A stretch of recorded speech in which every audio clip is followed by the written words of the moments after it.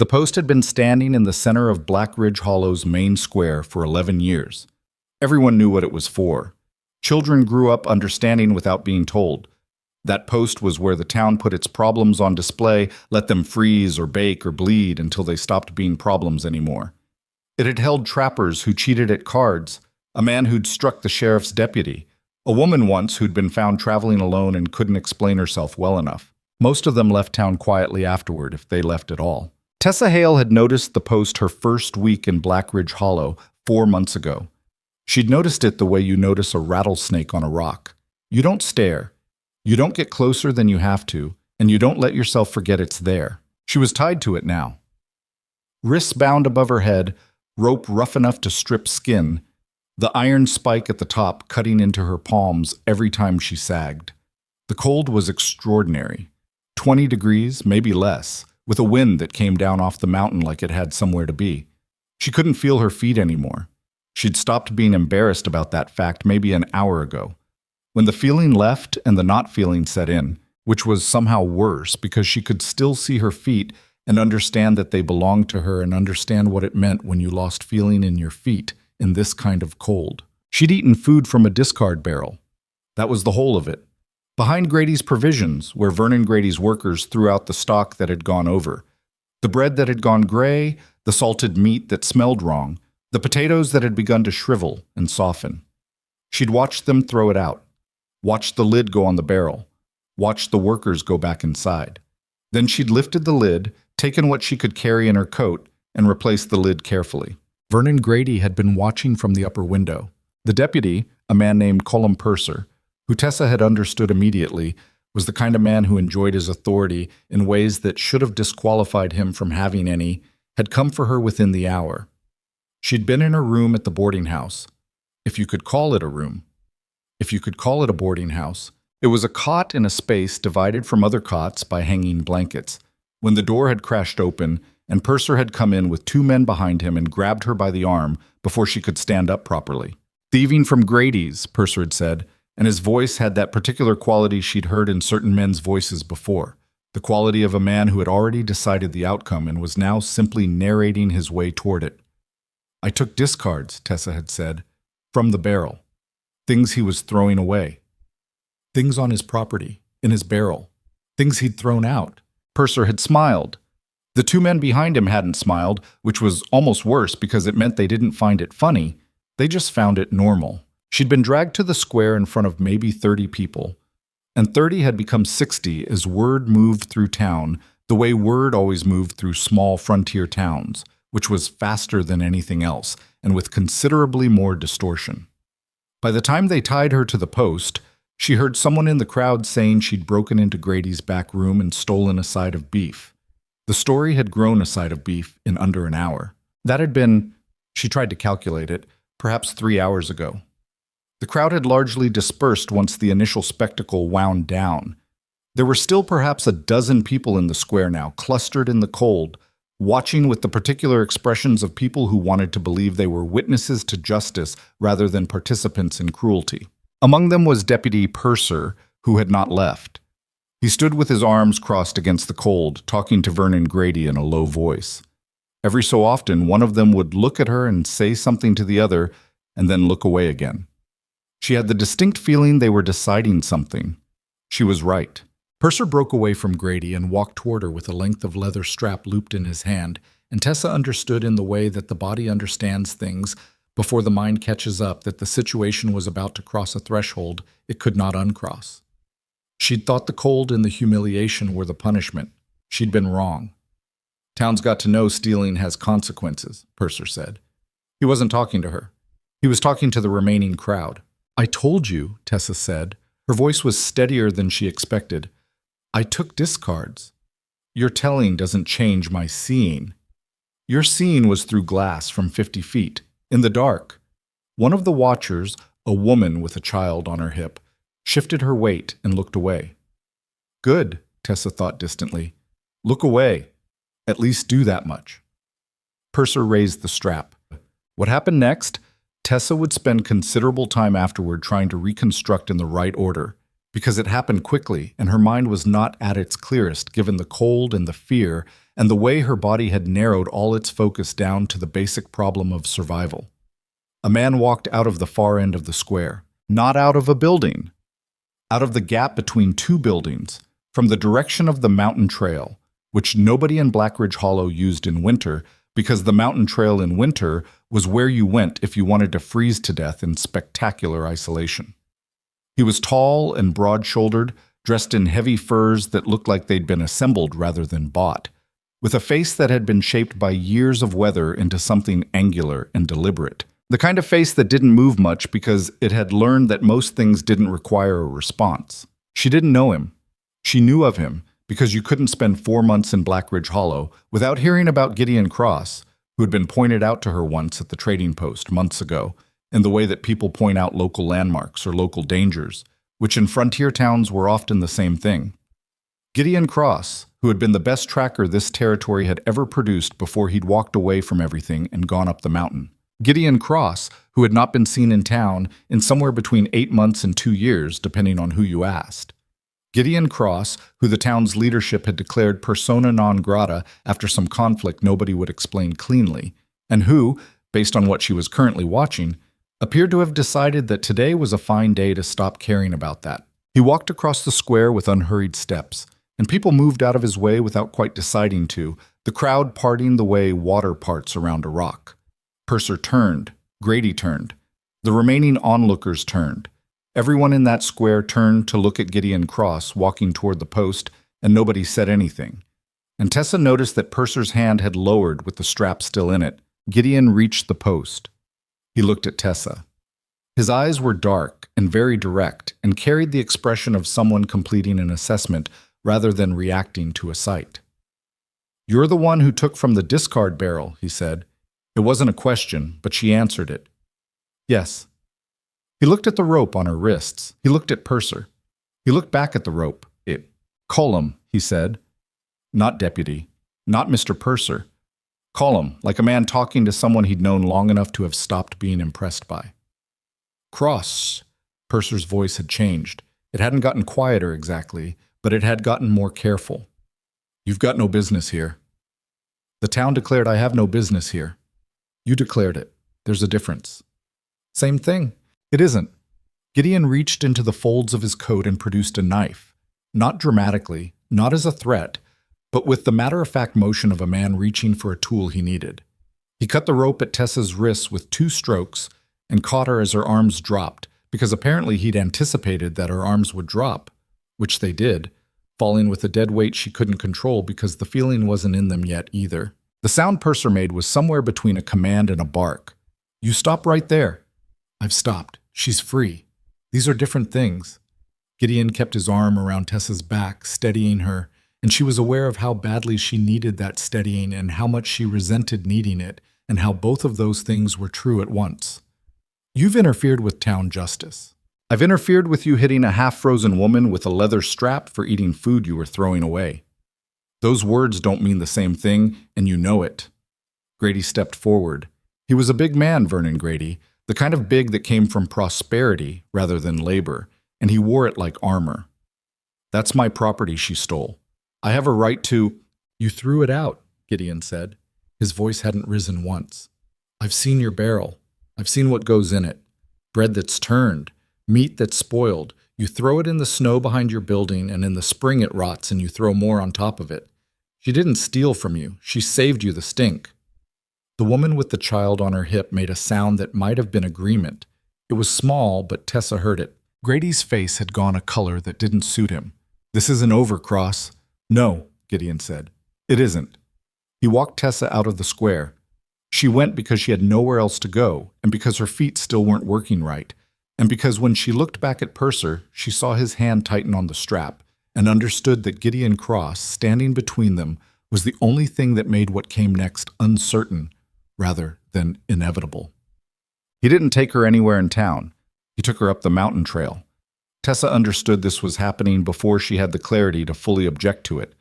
The cold was still in her, deep and structural, and her thoughts were slow in the way that cold made thoughts slow, like moving through something thicker than air. She walked because walking generated heat, and because she had a feeling that stopping was not something Gideon Cross was going to do on her behalf. "Where are we going?" she asked. The trail was steep enough already that her breath came in visible puffs. "My place." "Your place on the mountain." "Yes?" "In winter." "Also yes." She processed this. "How far?" 2 hours, maybe 3 with your feet like that." She looked down at her feet. "How do you know about my feet?" "You're walking wrong, your left foot especially." He didn't look back at her. "Can you feel them?" "Some, more than before." "Good. Keep moving. Feeling coming back is good. The bad version is when the feeling doesn't come back." Tessa knew that. She kept moving. The trail was narrow and wound through stands of pine heavy with snow, the branches low enough in places that she had to duck. Gideon moved through them with the ease of someone navigating a familiar room in the dark.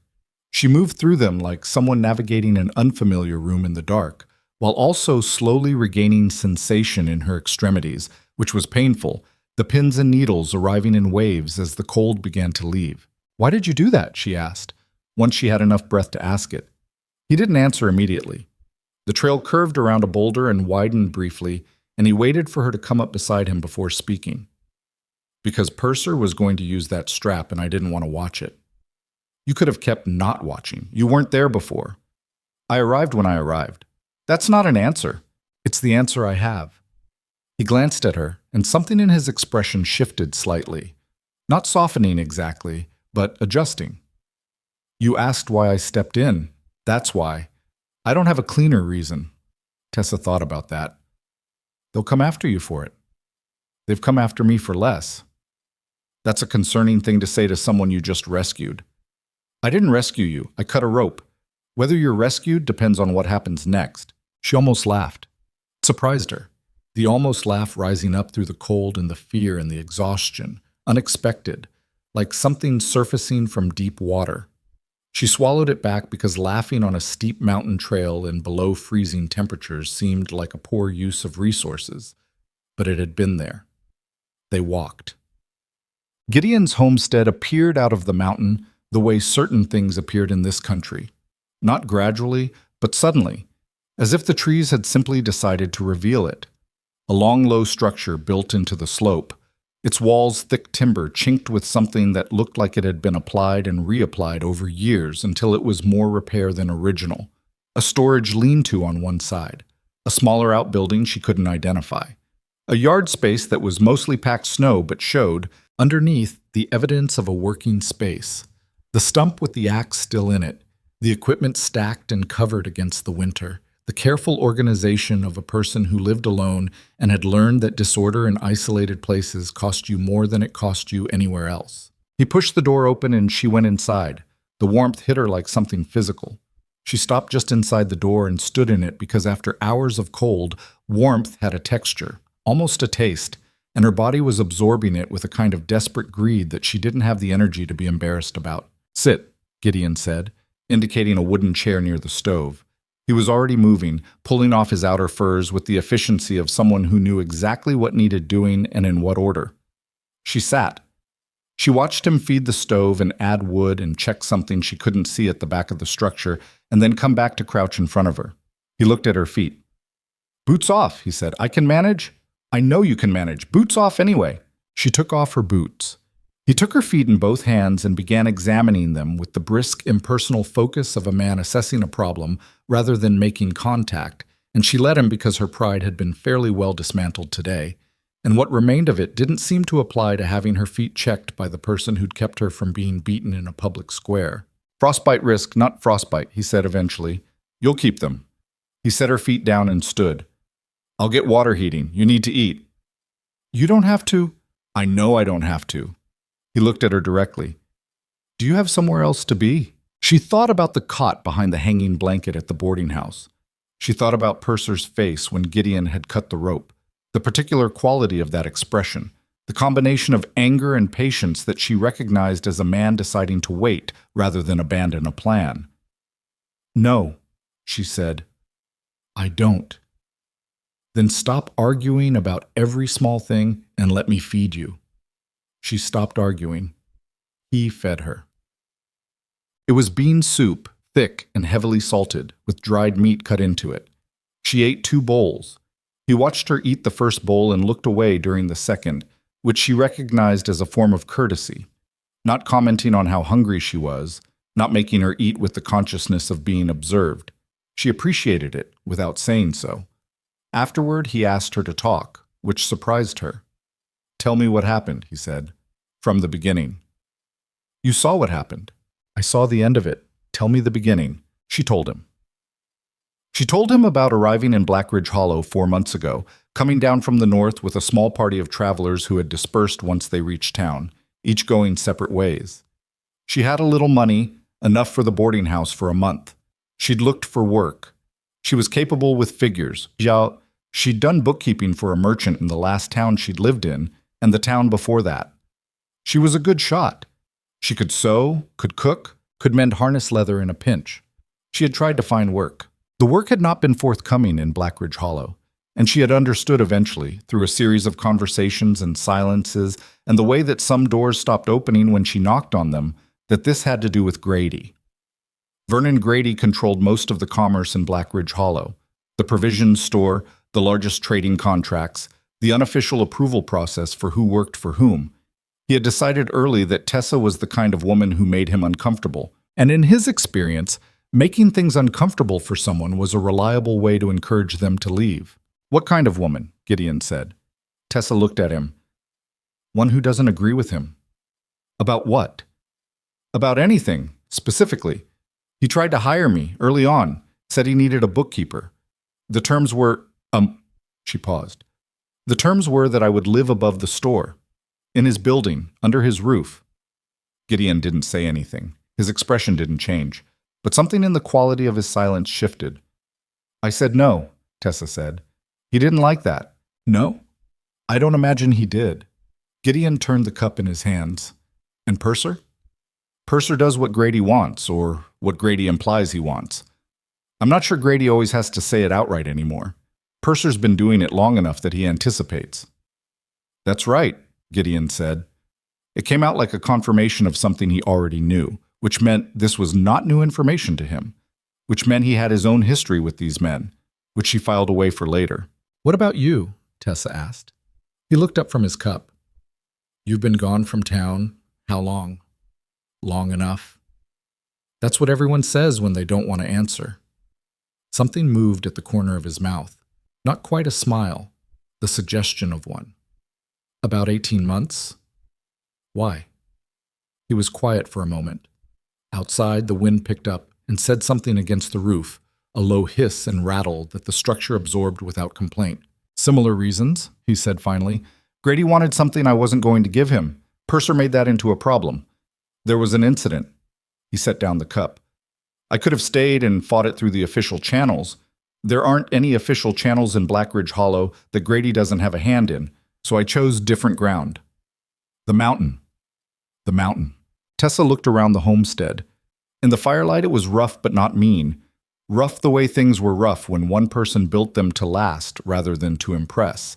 Every joint and surface carrying the evidence of practical thought. There were books on a shelf above the work table, which surprised her. There were skins on the floor. There was a rifle above the door and 2 more that she could see, and a handgun on the work table like it had been set down there in the middle of cleaning and not yet picked up again. "What was the incident?" she asked. Gideon looked at her with that direct assessing expression. "I broke a man's arm," he said. "The arm belonged to one of Purser's deputies. The deputy had decided that my refusal to sell my timber rights to Grady was something that needed physical persuasion. And you persuaded him differently." "In a manner of speaking." Tessa thought about this. "So you're wanted." "Informally. Grady and Purser prefer the situation they have, me up here, out of town, officially irrelevant, to any outcome where things go to an actual court, because an actual court might start asking questions about the timber rights contracts and how they were obtained and what other persuasion has been applied to other people. They'd rather have a story where I'm a dangerous recluse who fled justice than a record where I'm a man who refused a fraudulent claim and defended himself." Tessa sat with that. "So now you've cut me down in their square and walked out." "Yes." "Which is not the behavior of a man who wants to stay irrelevant." He looked at her steadily. "No, it isn't." Why? She asked again. The same question she'd asked on the trail, and he'd given her a limited answer. This time he was quiet longer. The fire moved in the stove. The wind said its quiet thing against the roof again. I've watched Purser run people off for 4 years, he said. Before I left. After I left, you see things from up here, more than people think. Traders come through the mountain trail sometimes. Word travels. He picked up the cup again, not drinking from it, just holding it. I watched and I waited and I told myself the right moment would come, and then I watched and waited some more. And today I came down for supplies and I came into the square and you were tied to a post in 20-degree cold. And Purser was raising that strap and I thought, he stopped. I thought, if not now, then I don't know what now looks like. Tessa looked at him across the firelight. That's a much better answer, she said. He made a sound in his throat that might have been acknowledgement or might have been something else.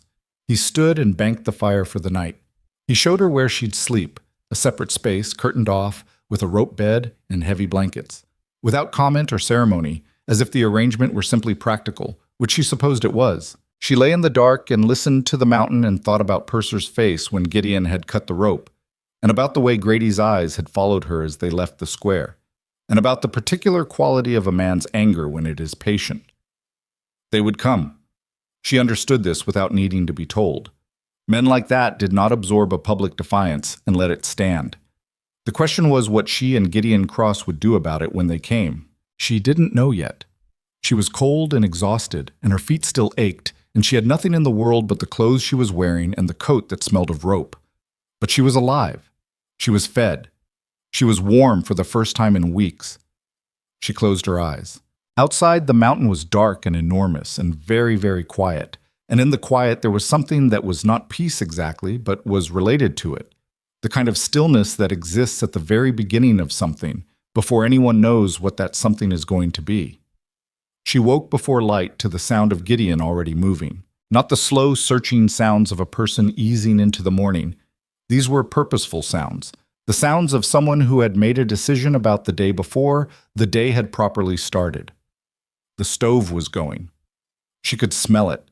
The particular dry warmth of pine burning clean, and underneath it something that might have been coffee or something close enough to coffee that the distinction didn't matter much at 5 a.m. on a mountain in winter. Tessa lay still for a moment and took stock of herself the way she'd learned to do in the past several months of uncertain circumstances, starting with her feet, which ached with a deep structural ache but were demonstrably present and responding to instruction, then moving upward through the rest of her body, cataloging what hurt and what merely felt strange, and what felt, against all reasonable expectation, not terrible. She'd slept. Actually slept. Not the half-conscious vigilance that had passed for sleep at the boarding house where every sound through the thin walls was either a threat or a reminder of one. She'd slept the way she used to sleep when she was a child, and sleep was something that simply happened to you, rather than something you had to negotiate with. She got up. Gideon was at the work table when she came through the curtain, cleaning the handgun she'd noticed the night before. He didn't look up. "Coffee's on the stove," he said. "Such as it is." Such as it was turned out to be chicory, which was not coffee, but was hot and bitter in a way that performed most of coffee's essential functions. She stood by the stove with the cup and looked out the single window at the mountain coming pale and gray out of the dark, the pines gradually separating themselves from the general darkness into individual trees as the light built. "You're going to have to decide something," Gideon said. She turned. He was reassembling the handgun with the practiced ease of a man for whom the task required no particular attention, his eyes coming up to meet hers. "Whether you're staying or going," he said. Tessa looked at the window. The mountain out there was vast and cold, and she had no coat adequate to it, and no supplies and no money, and nowhere particular to go. She also had, in Blackridge Hollow, a deputy who had intended to beat her yesterday, and a merchant who had systematically closed every door she'd tried to walk through, and a room at a boarding house she'd been 3 days from losing anyway before all this had happened. "If I stay," she said, "what does that look like?" He set the gun down. "It looks like you earn your keep. I don't carry passengers." "I didn't ask to be carried." "Good. Then we understand each other." He picked up his cup and looked at her steadily. "I need help here. Real help. Not company. not someone to cook and sit by the fire. There's work that's difficult for one person and easier for two. Hunting, tracking, securing the perimeter, maintaining the stores. Winter here is not a small thing. I know how to work. I know you do. I'm telling you what the work is. Tessa thought about Purser and his strap and the particular patience of his anger. She thought about walking back down that mountain trail into Blackridge Hollow with nothing resolved and nothing changed except that now there was a public record of her humiliation and a public record of Gideon Cross cutting her free of it, which meant she was associated with him, whether she stayed or went. They'll come here, she said, because of me. They'd have come eventually regardless. Something moved in his expression. Not quite resignation, but the settled quality of a man who has thought a problem through to its end already. Grady's wanted my timber for years. Purser's wanted a reason to make the informal formal. I've been inconvenient up here, but not a direct affront. Yesterday was a direct affront. He paused. I knew that when I did it. You did it anyway. I did it anyway. She looked at him for a moment. There was something in that, in a man who saw a consequence clearly and acted despite it, that she found more trustworthy than reassurance would have been. Reassurance was what people offered when they wanted you not to worry. This was something else. All right, she said, I'm staying. He nodded once, with the economy of a man who didn't see the need to celebrate agreements, only to honor them. Then finish your coffee. I'll show you the property. Gitti. The homestead was larger than it had looked in the dark. The main structure was where they slept and worked and ate, but there was a root cellar dug into the slope behind it with a door so well fitted it nearly disappeared into the hillside. And the outbuilding she hadn't identified proved to be a combination smokehouse and equipment storage. And beyond that, a spring-fed water source that Gideon had spent considerable effort channeling and protecting over the years. He walked her through all of it in the thin winter light with the efficiency of a man conducting an orientation rather than a tour, pointing and naming and occasionally demonstrating without excessive explanation. She kept up. She asked questions when she had them and didn't ask them when she didn't, and he seemed to notice and appreciate the distinction. The spring is the most important thing, he said, crouching at the channel where the water ran dark and clear between stones he'd set carefully to guide it. Everything else you can improvise or replace. Water you can't. This gets blocked or contaminated. We have a serious problem. Someone could block it deliberately. He looked at her. Yes. That's something Purser's people would think of. Yes. He stood. Which is why we're going to spend some time on the channel approach. Make it harder to reach without being seen. They spent the rest of the morning doing exactly that. He directed and she worked alongside him, setting stones and placing deadfall in configurations that were not barricades exactly, but were inconveniences, things that would slow a person and make noise and announce their approach without being obvious enough to look intentional at a distance. She was stronger than she looked, which he noticed without commenting on. She was also observant in ways that proved useful. Twice she suggested adjustments to what he was planning that he considered for a moment before agreeing with, the second time with something that might have been surprise, brief, and quickly settled. How do you see angles like that? He asked, after the second adjustment. I don't know. I've always done it. She sat back on her heels and looked at what they'd built. In the last town I lived in, the merchant I kept books for had a problem with a competitor who kept damaging his delivery routes. I figured out where the man was doing it from by working backward from the damage, like reading a sentence from the end. Tracking, Gideon said.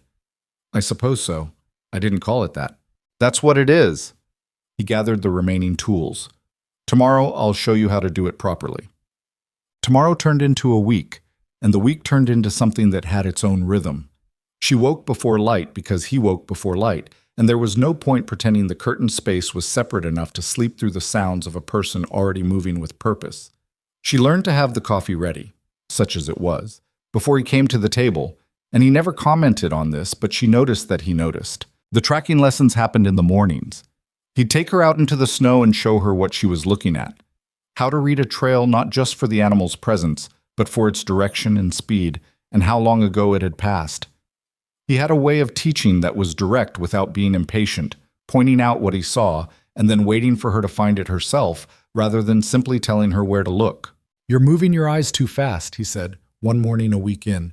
standing behind her while she crouched over a set of tracks that might have been deer or might have been something else. You see the shape first, and then you've already moved on. Slow down. I'm looking at the track. You're looking at where the track is. There's a difference. The track is the whole space around the impression, not just the impression itself. She made herself slow down, made herself look at the space. After a moment, she saw what he meant. The small disturbances in the snow around the main impression, the way the surface had been disturbed in a directional pattern she'd missed in her rush to identify the central shape. It moved fast, she said. Running. Why? She looked at the spacing between impressions. Something was behind it. Look left, 20 feet. She looked. She saw the other track, shallower, longer in stride. Coyote, she said. Fox. But yes, it wasn't always right. She made errors and he corrected them without flourish, the way a person corrects a factual error rather than a personal failing. And she found she could absorb corrections from him in ways she couldn't always absorb them from other people, which had something to do with the quality of his attention. He wasn't measuring her, he was teaching her, and those were different things. The shooting lessons came in the second week, and here she surprised him properly. He'd set up targets on the slope, tin cans and split logs at varying distances, and handed her one of the rifles with an explanation of the mechanism that was thorough and careful and clearly premised on a person who had never handled a firearm. She listened politely. Then she picked up the rifle, checked the load, settled it against her shoulder, and hit the first 4 targets without adjusting her position. Gideon was very quiet. "My father," she said, setting the rifle down and looking at the targets. He didn't have sons. Apparently not an obstacle. He decided it wasn't. She looked at Gideon's expression, which was doing something careful and reassessing. "I'm not a perfect shot. Long distances I have trouble. Wind, mostly." "Wind is what we'll work on then." She smiled at that briefly. He caught it and looked away, which she also noted. In the third week the first man came. She saw him before Gideon did, which was notable and which she understood was also notable to Gideon when she told him. She'd been at the water channel checking the approach modifications they'd made, and she looked up because something, not a sound exactly, more the absence of certain sounds, the birds going quiet in a particular tree stand, told her to look, and she saw the shape of a man on the lower slope, moving through the pines with the deliberate slowness of someone trying not to be seen. She went back to the homestead and told Gideon in the same level tone he'd used to tell her things. He looked at her for a moment. "You sure?" "I'm sure." He got his coat and they went out together, circling wide around the approach the man had been using, coming in from above. The man was still there. Purser's deputy, a young man named Fett, who Tessa recognized from the square, crouched behind a pine with a poor sightline to the homestead and clearly under the impression he was being subtle. "Bet," Gideon said. The young man startled so badly he nearly fell over. "You can stand up," Gideon said, "and you can tell Purser when you go back that I see everything that comes up this trail, and some things that don't use the trail." Bet stood. His face was young and uncertain and wore the expression of someone who had understood this assignment as straightforward and was now revising that understanding rapidly. "Deputy Purser wants—" "I know what Purser wants. He wants to know what's up here. Now he knows I know he's looking. You can take that back with you." Gideon paused. "Go carefully on the lower trail. Ice on the north side of the switchback." Bet went. Tessa and Gideon watched him go, standing in the cold among the pines, not touching, not speaking, until he was out of sight. "That was a warning," she said. "Sending him. Or a probe, seeing what we do." "What should we do?" He turned back toward the homestead. "Keep doing what we're doing. Harder and faster." Harder and faster meant 2 things over the following 2 weeks. It meant accelerating Tessa's education, more tracking, more time at distance with the rifle, more time understanding the terrain around the homestead and where its advantages and vulnerabilities lay. Gideon drew her maps from memory, rough sketches on the back of an old supply ledger, marking the approaches and the high points and the places where sound carried differently than you'd expect. He walked her through every scenario he could think of, an approach from the East Trail, from the North Ridge, from the lower creek bed in the unlikely event someone wanted to come up wet and cold. "You're thinking like a military man," she said one evening, studying one of the maps. "I was one, for a while." He said it the way he said most things about his past, flatly, without invitation to continue. She didn't continue, but she filed it alongside the other things she was filing. The broken arm incident, the timber rights, the 18 months on the mountain, the way he moved through terrain like a man who had once had reason to move through terrain very carefully and had never lost the habit. The second thing harder and faster meant was the homestead's physical fortifications. This was rougher work. Moving timber, digging, driving posts into ground that was half frozen and resisted every strike of the maul. She worked alongside him without complaint, and he worked with the focused ferocity of a man building something he intended to matter. And at the end of each day, her hands were raw and her shoulders ached in their sockets, and she felt, underneath the exhaustion, something she hadn't felt in a long time: purpose. The ordinary, unglamorous purpose of having done real work toward a real end. On a Thursday, she thought it was Thursday, time moved differently on the mountain. She asked him what he'd been before the territory, before the tracking and the homestead and the timber rights. He was at the stove, not looking at her. Soldier, then a guide for survey expeditions, then a tracker for hire. A pause. Then this. Did you choose this, or did it choose you? He turned from the stove and looked at her with that direct, measuring expression. Both, he said. Same as most things.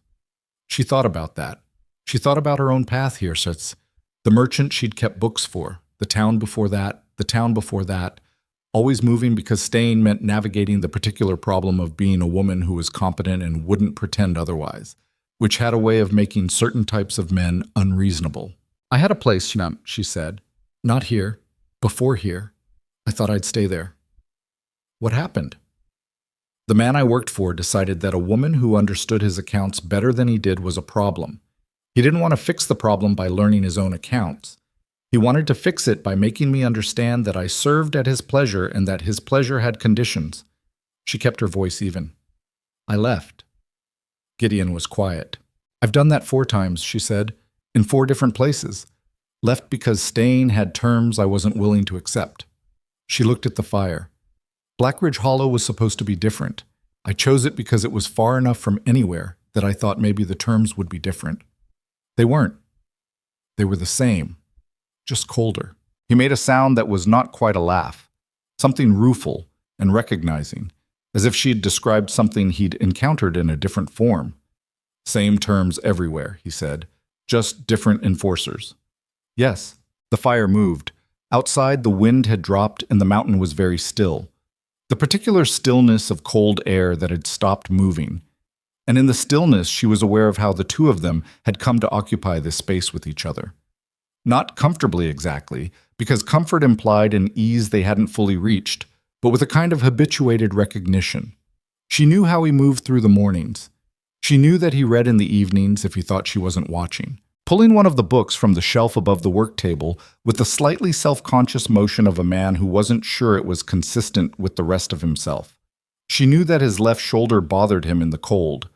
She'd seen him roll it the same way, 3 times now, always when he thought no one was watching. She didn't know if he knew anything equivalent about her, but she suspected he did. He was not a man who missed things. The second person from town came not alone. 4 men, 2 weeks after Fett's scouting visit, coming up the main trail in the early afternoon without any particular attempt at concealment. Tessa saw them from the ridge above the homestead where she'd been checking the north approach. 4 shapes moving in a loose cluster. One of them she recognized even at distance as Colum Purser, who moved with the characteristic forward lean of a man convinced he was always walking toward something that needed correction. She came back fast and told Gideon, and he was already getting his rifle by the time she finished the sentence. Stay inside, he said. You said 2 is better than 1. He stopped with the rifle in his hand and looked at her. 2 is better than 1, she said again. You said that when we were setting the water channel. A beat. He took the second rifle from above the door and held it out. She took it. They were standing outside the homestead door when the 4 men arrived in the clearing, and Tessa watched the way Purser's stride broke fractionally when he saw her standing there with the rifle, because he'd expected to deal with 1 man and was recalibrating for 2. Cross, Purser said, stopping at the edge of the clearing. The 3 men with him stopped as well. spread slightly in the way men spread when they were trying to look simultaneously casual and like a formation. "We need to talk." "We're talking," Gideon said, "in private." "This is private. This is my property. There's no one here but you and me and Miss Hale and your 3 men. Purser's jaw moved. He looked at Tessa with an expression that was trying to be contemptuous, and was being interfered with by the fact that she was holding a rifle with the easy familiarity of someone who knew what to do with it. "She doesn't need to be here." "She lives here," Gideon said. "She's here." A pause. Purser recalibrated again. "There are warrants," Purser said, "for both of you. Obstruction. Theft." He looked at Tessa. "Receiving stolen goods." "The stolen goods being the discarded food she ate to survive," Gideon said, "which Grady had thrown out, which were on Grady's property." "Bring the warrant to a proper court," Gideon said, "a circuit judge. Not your arrangement with Grady in the back of a building you both benefit from." Purser's face did something. It was subtle, a slight rearrangement of the eyes and the set of the mouth. But Tessa caught it and understood it. He'd expected this to be a simpler errand than it was turning out to be. "You're making this harder than it needs to be," Purser said. "You came up my mountain with 3 armed men to deliver a warrant. That's how hard you made it." Gideon's voice was entirely level. "Go back to Blackridge Hollow. File your papers with a legitimate court. I'll answer a legitimate summons. And if I don't? Then we'll have a different conversation. I'd rather not." The 3 men behind Purser were looking at each other with a quality of uncertainty that Tessa read as reassuring. They were not men who had committed to this. They were men who had followed Purser up the mountain expecting something straightforward and were now wondering if straightforward was still available. Purser looked at Tessa. He looked at Gideon. He looked at the homestead and the arrangement of the approach, and at the ridge above that Tessa had come down from, and she watched him doing the arithmetic that she and Gideon had spent 2 weeks making sure came out a certain way. "This isn't finished," Purser said. "No," Gideon agreed, "but for today it is." The 4 men left. Tessa and Gideon stood in the clearing and watched them go in silence, and she was aware that her hands were not quite steady, and that this was normal and fine, and that the steadiness of her hands during the conversation had been a more significant achievement than it would have looked. "You did well," Gideon said. "My hands are shaking now." "That's fine. The shaking comes after. That's how it works." He looked at her. "You didn't let it come during. That's what matters." She looked at the trail where Purser and his men had disappeared into the pines. "He'll come back." "Yes." "More men." "Yes, and a different approach." He turned back toward the homestead. "We've got maybe 2 weeks before he works out what that approach is. We should use the time." They used the time. There was a quality to those weeks that Tessa would remember differently later than she lived them. Living them, it was exhausting and relentless and frequently cold in ways that her body had not finished adapting to. Her hands chapped and her muscles worked past what she'd thought were their limits, and her mind required to hold more information and stay more alert than she was accustomed to. But there was something running underneath all of it that she only recognized in retrospect. The way competence was building, not the feeling of competence, which was unreliable and often arrived after the fact or not at all, but actual competence, the real-world kind that expressed itself in results. She could track now in a way that was not merely imitation of what Gideon showed her. She knew the terrain within a mile of the homestead well enough that she could move through it in poor light without losing her orientation. She could hit a target at 100 yards reliably and at 150 yards more often than not. She was not the woman who had been tied to a post in a town square in 20-degree cold. She was something else now, something she was still in the process of discovering, and the discovery was happening through her hands and her feet and her eyes rather than through any deliberate act of deciding to change. Gideon noticed. He didn't say anything about it directly. He was not a man who made direct statements about soft things if he could avoid it. But the character of his instruction shifted. He stopped explaining the basics and started working at the edges. He gave her problems to solve rather than skills to learn, which was a different kind of teaching and one that suited her better, she found. One evening, towards the end of those weeks, she came in from a perimeter check to find him sitting at the work table, not with a gun, but with the supply ledger open in front of him. And he was not looking at supplies. He was looking at the map sketches they'd made, his finger tracing one of the approaches she'd suggested modifying. "The East Trail," she said. "If I were Purser," he said, not looking up, "and I wanted to come in undercover. You'd use the creek bed on the north. The east trail is visible from 2 positions." He looked up. "Which positions?" She told him. He listened, and then he looked back at the map and traced the line she'd indicated, and something in his expression did that subtle thing she'd come to recognize. Not agreement exactly, but the alignment that happens when something fits a pattern he'd already been assembling. "I was thinking the same thing," he said. "Tomorrow we address the North Creek." Tessa sat down across the table. The fire was low and the lamp was lit, and outside the mountain was making its winter sounds, the creak of loaded branches and the occasional distant crack of something in the cold. "He's going to come with more men," she said. "Not Fett, not a warning group. Real force." "I know. What do we do when that happens?" He looked at her across the table. In the lamplight, his face was less guarded than it was in daylight. Not open, Gideon Cross was never quite open, but less carefully arranged. "We make it cost more than it's worth," he said. "That's all you can ever really do. Make the price high enough that the calculation changes." "And if it doesn't change, then we make it higher." He held her gaze. "I'm not going to tell you I know for certain how this ends. I don't.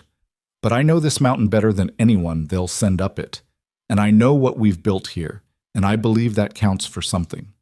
Tessa thought about the water channel and the perimeter work, and the weeks of learning and the steadiness she'd found in her hands when Purser had stood in the clearing. "It counts for something," she said. He looked at her for a moment in the way he occasionally looked at her, not assessing, just looking, the way a person looks at something that has become significant to them without their quite planning for it to. Then he closed the ledger and banked the lamp and said goodnight in the ordinary way, and she said goodnight, and they went to their separate spaces as they always did. But she lay in the dark a long time before she slept, listening to the mountain, and thinking that somewhere below them Elias Crow, whose name she'd heard first from a trader who'd come through the mountain trail with his wagon and stopped for water and talked too much, was preparing something that Purser couldn't manage alone, something harder and worse, and that the weeks they'd spent building and preparing and learning had all been moving toward a confrontation that was no longer a possibility, but a certainty. The mountain was still. The fire ticked in the stove. Gideon's breathing from beyond the curtain was even and regular, a man asleep with the practiced ease of someone who had learned to rest when rest was available, because the time would come when it wasn't. She made herself breathe slowly and let sleep come. And when it came, it was not the clean sleep of the first night, but something more complicated, full of sounds she couldn't name and terrain she couldn't quite navigate. And she moved through the dream with her hand on something that was not quite a rifle and was not quite anything else, searching for a shape she almost recognized in the dark. The trader's name was Hobart, and he came up the mountain trail 3 days before everything broke open. Tessa heard him before she saw him. The particular sound of a mule that didn't want to climb anymore. The intermittent coaxing of a man who'd been having the same argument with the same animal for probably 20 years. She was at the North Creek when she heard it, and she came back to the homestead the long way, circling to confirm it was only one man and one mule before she showed herself. Hobart was a small, wind-dried man of indeterminate age who traded up and down the mountain routes because the mountain routes were the only commerce left that the larger operations hadn't absorbed yet. He'd stopped at the homestead twice before during Tessa's time there, once in November with salt and dried beans, and once in December with lamp oil that had cost more than it should have, and Gideon had paid for it without complaint because lamp oil in December on a mountain was not a luxury. He came into the yard with his mule and his coat and his expression, which was a man who had something to say and was deciding how to start. Gideon came out of the smokehouse and looked at him. "Hobart." "Cross." The old man tied the mule to the post and turned. His eyes went to Tessa, coming around from the side of the homestead and then back to Gideon. "I've got salt, and I've got something you need to hear more than the salt." They went inside. Hobart wrapped his hands around a cup and talked. He'd been in Blackridge Hollow 2 days ago, he said, making his usual rounds, staying at the livery because the boarding house had changed its rates again. And in the livery he'd heard things, and in Grady's store he'd heard more. And what he'd put together from those things was something he felt he owed Gideon Cross the telling of. Elias Crow had come back. Tessa had heard the name. The trader who'd stopped for water weeks ago had mentioned it. Crow, the man Purser used when Purser needed something done that required more force than Purser himself was willing to apply. She'd asked Gideon about him then and gotten a limited answer, which she'd understood meant it was a history he wasn't ready to tell in full. She'd filed it and waited. She looked at Gideon now. His expression had gone very still, in the particular way it went still, when something mattered more than usual. "How many men?" he asked Hobart. "I counted 9 that I saw. Could be more." "What's the plan?" "The plan as I heard it is to come up in 2 groups, East Trail and the Creek Approach." Hobart turned his cup.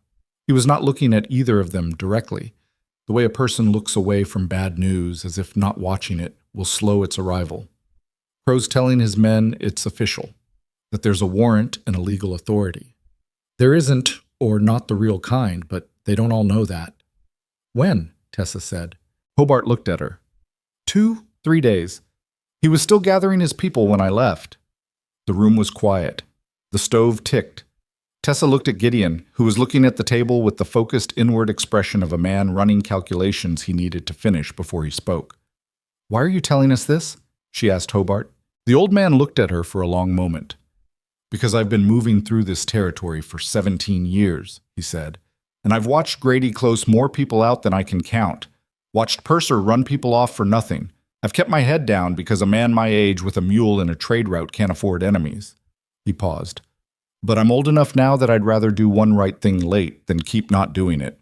Gideon reached across the table and put his hand briefly on Hobart's arm. "Thank you." Hobart stayed long enough to unload the salt and eat a meal, and then took his mule back down the mountain, and after he was gone, the homestead felt different, smaller, or perhaps more accurately, more honest about its size. "Tell me about Crow," Tessa said. Gideon was already at the map sketches. He didn't stop looking at them when he answered. "I knew him before, in the territory, when I was still guiding survey expeditions. He worked enforcement for one of the land companies, the kind of enforcement that wasn't in the contracts but was understood." "What kind of man?" "Patient. More patient than Purser, who acts on temper sometimes. Crow plans." He traced the East Trail line on the sketch. "He won't make noise on the approach. He'll time it for when the light's worst and split his force the way Hobart said. He'll want to be at the homestead before we know he's coming." "But we know he's coming." "We know he's coming." He looked up. "Which changes the whole thing." They had 2 days, possibly 3. They used them the way they'd been using weeks, with focused, exhausting purpose. Except now the purpose had a specific deadline attached, and the exhaustion had an edge to it that regular work didn't. Gideon moved supplies from the main structure to the root cellar and the smokehouse, distributing what they needed across multiple locations in case one was taken or damaged. He was not panicking. Tessa had come to understand that Gideon Cross operating under serious threat looked almost identical to Gideon Cross operating without it, except that the economy of his movements increased, every action slightly more deliberate than usual. Tessa spent a full day on the terrain approaches. She walked every line that Crow's 2 groups might use and looked at it from the inside out, not as a defender looking for cover, but as an attacker looking for advantage, and then translated what she found back into defense. She marked 2 positions that would give her sightlines on the East Trail approach, and a third that covered the creek bed, and she walked between them 3 times until she could do it quickly and in the right sequence and in the dark, which she practiced on the second night because the dark was when Crow would come. That second night, sitting by the stove with the lamp turned low and the rifle cleaned and ready against the wall, Gideon told her the full story of Elias Crow. It was not a long story, but it was a bad one. 7 years ago, before Gideon had come to Blackridge Hollow at all, he'd been guiding a survey team through the northern range for a land company that was mapping acquisition targets. Crow had been the company's field man, following the survey team at a distance with 4 hired hands, and what Gideon had understood too late was that the company's real purpose was not survey, but displacement. They were mapping not to know the land, but to know which settlers were on it, so that Crow could visit those settlers afterward with the kind of argument that didn't leave marks that showed in court. Gideon had quit the company when he understood this. Crow had taken that as a personal matter. "He came to your homestead?" Tessa asked. "Not this one. I didn't have this one then. He came to where I was staying, in the lower valley."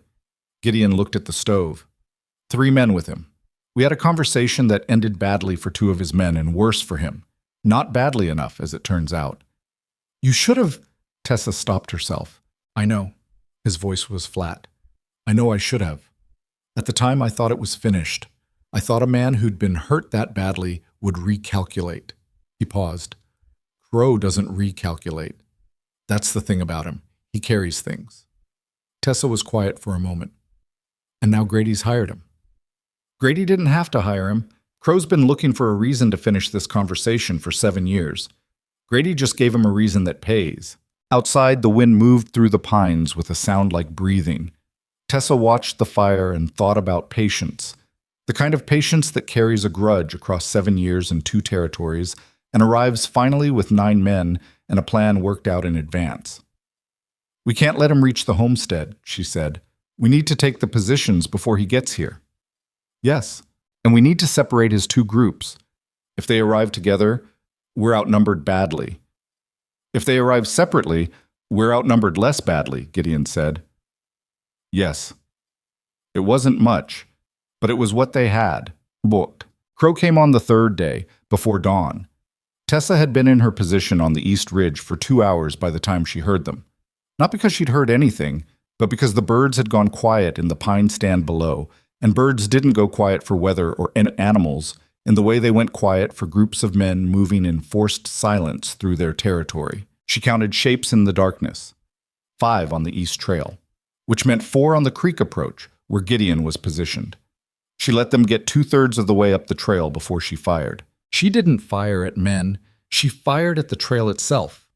At the rocks ahead of the lead figure, at the tree beside the second one, controlled shots placed to stop the column and scatter it rather than to wound, because Gideon had been clear about what they were trying to do and what they weren't. And what they were trying to do was make this expensive without making it a massacre, because a massacre would bring consequences they couldn't outlast. The shots worked. The column broke. Men dropped behind rocks and trees, and she heard shouting that was partly anger and partly the confusion of people who had expected to arrive unannounced and had not. Then she heard, from the creekbed direction, the sound of Gideon's rifle. She moved. That was the plan. Fire, reposition, fire again from a different angle. She'd walked this ground in the dark twice, and her feet found the way while her eyes worked the ridge, and her ears tracked the sounds below. One of Crow's men had pushed forward and was climbing the ridge itself rather than staying on the trail, which was aggressive and competent and meant she needed to be in her second position before he reached the top. She was, barely. The man came over the ridge edge breathing hard and stopped when he found her already there with the rifle on him, and for a moment neither of them moved. "I'm not going to shoot you," she said. "Go back down." He was young, younger than she'd expected, with a face that hadn't quite finished deciding what it was going to look like when it was finished. He had a rifle of his own and it was pointed at her, and they were close enough that the question of who was faster was genuinely open. "Lady," he said, "you don't know who you're—" "Elias Crow," she said. "I know exactly who you're working for, and I know exactly what he told you about why you're here. I don't think all of it was true." The rifle didn't lower, but the face behind it shifted. "You were told this is about a warrant," she said. "A legal matter. It isn't. It's about a personal dispute between Crow and the man I live with that goes back 7 years. You're here because Crow found an excuse to finish something old. That's what you're being paid for." "How do you know what I was told?" "Because it's the only way he gets 9 men up a mountain before sunrise. Not money alone. Men like you need a reason that sounds like justice." His jaw moved. Below them, the sound of gunfire from the creek approach had developed a different rhythm. Less frantic, more deliberate, which meant Gideon had managed to push his 4 back into a position where they couldn't advance easily. "Go back down," Tessa said again. "Don't come back up. That's all I'm offering." A long moment. The young man looked at her, really looked, not the automatic assessment of a threat, but the longer look of a person trying to read something complicated. Then he lowered the rifle. He went back down. She watched him go, and her hands were shaking again, and she was grateful for the darkness.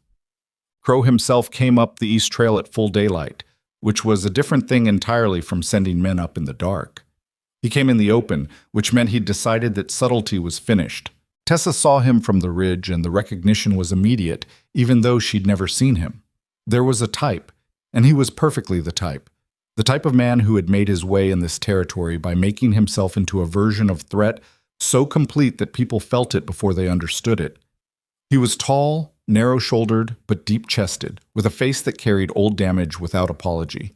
He walked up the trail with his hands visible and his rifle slung, which meant he wanted to talk, which was more unsettling than if he'd been carrying it. Gideon came out of the tree line on the east side of the homestead clearing when Crow was still 40 feet from the door. Tessa came down from the ridge and took position at the corner of the smokehouse. She was not hiding. She wanted Crow to see her. He saw her.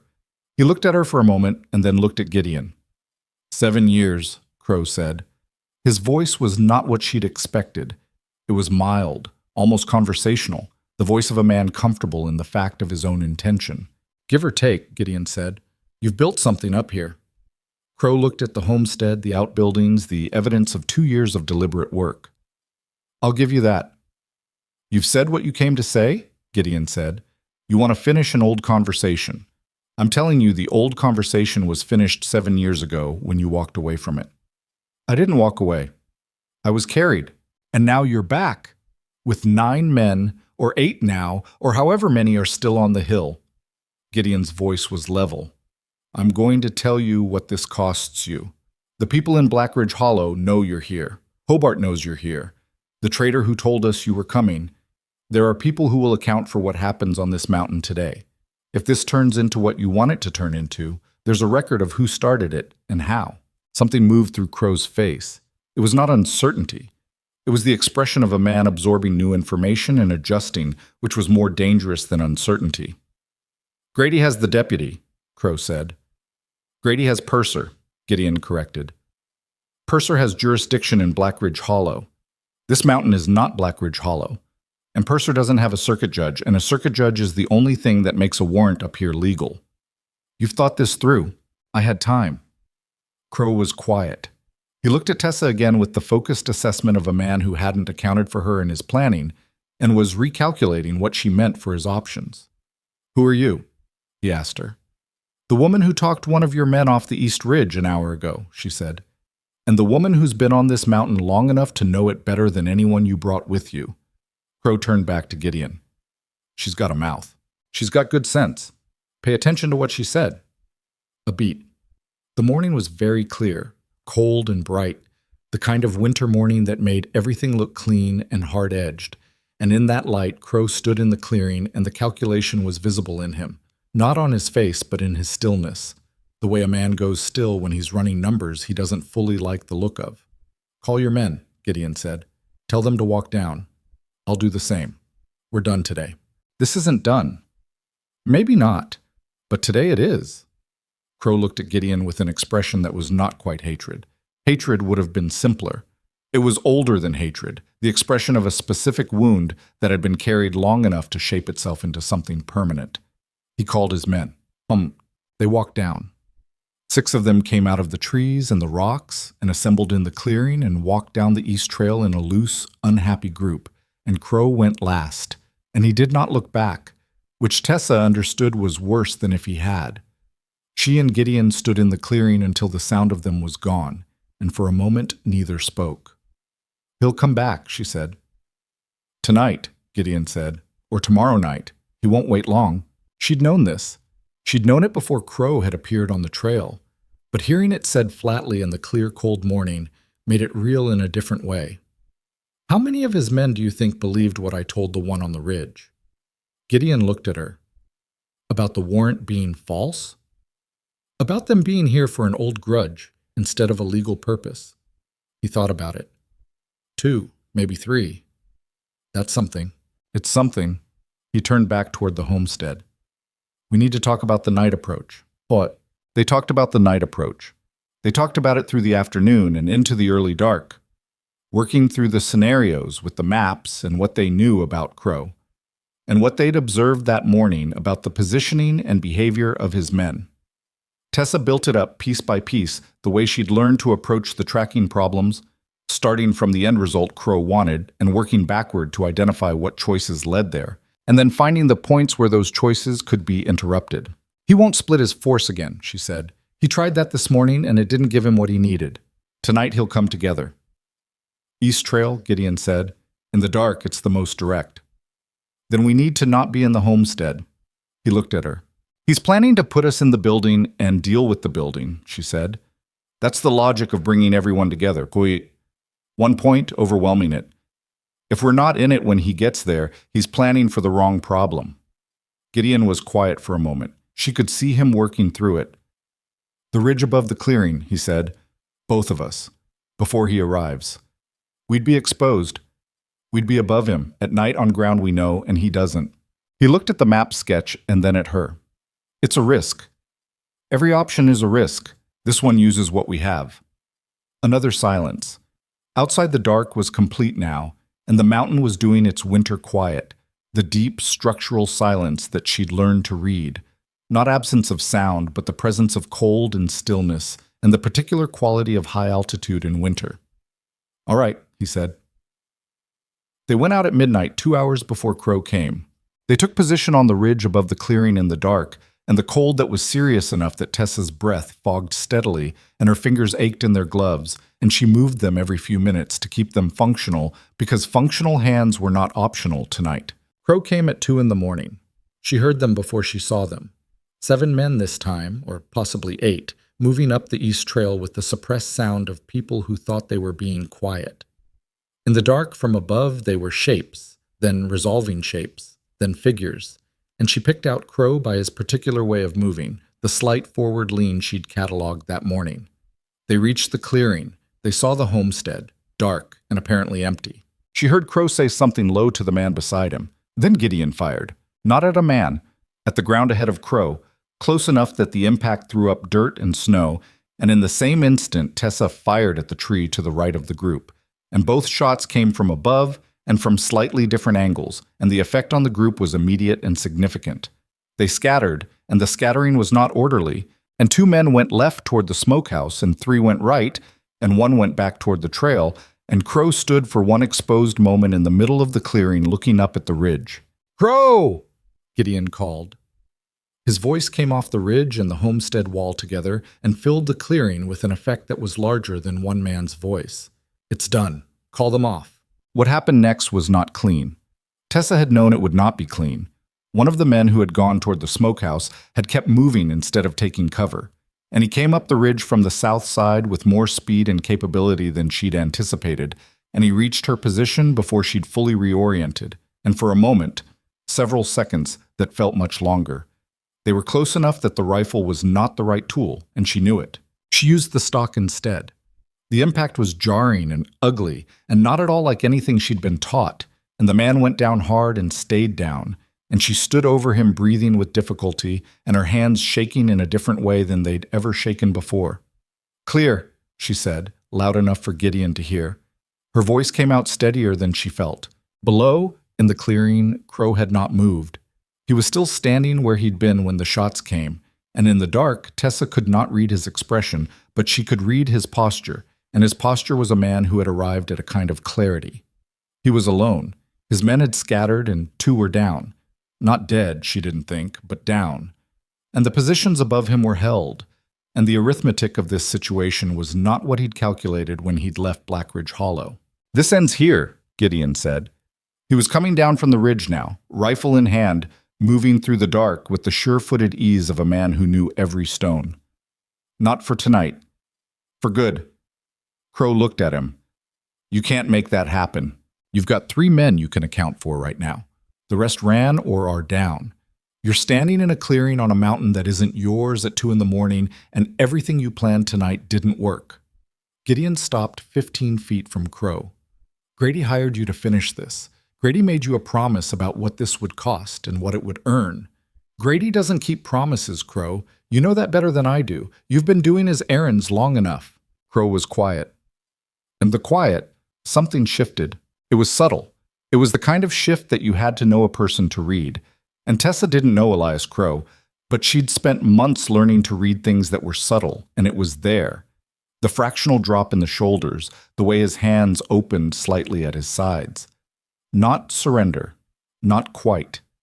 But something had gone out of him that had been there when he'd walked up the trail at daylight, something that required a certain confidence about how the night would go. "There's a circuit judge in Millhaven," Tessa said from the ridge. She'd moved back to a position above the clearing, and her voice came down with the same effect Gideon's had. 2 days' ride. If there are real warrants, they come from him. If there aren't, then everyone who's with you is here for nothing." Crow looked up at her. Then he looked at Gideon. "Grady's contracts," Gideon said. "The timber rights. The trading agreements he's coerced from people in that town. You've seen them, or pieces of them. I know you have because you did the enforcing." A pause. "When a real court looks at them, some of those names are going to come out. Some of the enforcement is going to be described. That's a different problem than the one you have right now." A long silence. Crow took a breath. Let it out. In the cold, it was visible, that breath, a white cloud dispersing in the dark. "My men," he said. "Take them. All of them. The 2 that are down need tending, one on the south side of the ridge, one at the base of the east approach. They're alive." Crow looked around the clearing. He looked at the homestead he'd come to take apart and had not managed to. He looked at Gideon, and the look was long and carried everything that 7 years carried. And then he turned and walked to the east trail and called his men's names, one by one, into the dark. They came. Slowly from behind rocks and trees, the men came back and assembled and collected the 2 who were down and helped them toward the trail. Tessa counted them from the ridge. 7. She'd been right about the number. She watched them go until they were out of sight, and then she sat on the ridge in the dark and the cold and didn't move for a while. Below her, Gideon stood in the clearing. He didn't move either. They stayed like that, separately, in the cold and the quiet, until the sounds of Crow's men on the trail had faded completely into the mountain silence. Then Tessa stood, carefully, because her legs had stiffened in the cold, and she made her way down from the ridge to the clearing, and she walked to where Gideon was standing and stood beside him. Her hands were not shaking. That surprised her. She'd expected them to shake now, in the aftermath, the way they'd shaken after Purser's visit and after the man on the ridge. But they were still. She looked at her own hands in the dark, at the fact of their stillness, and she understood something. Not that she was brave. She'd never been confused about what bravery was. Bravery was doing the thing despite the shaking, and she'd been shaking. This was different.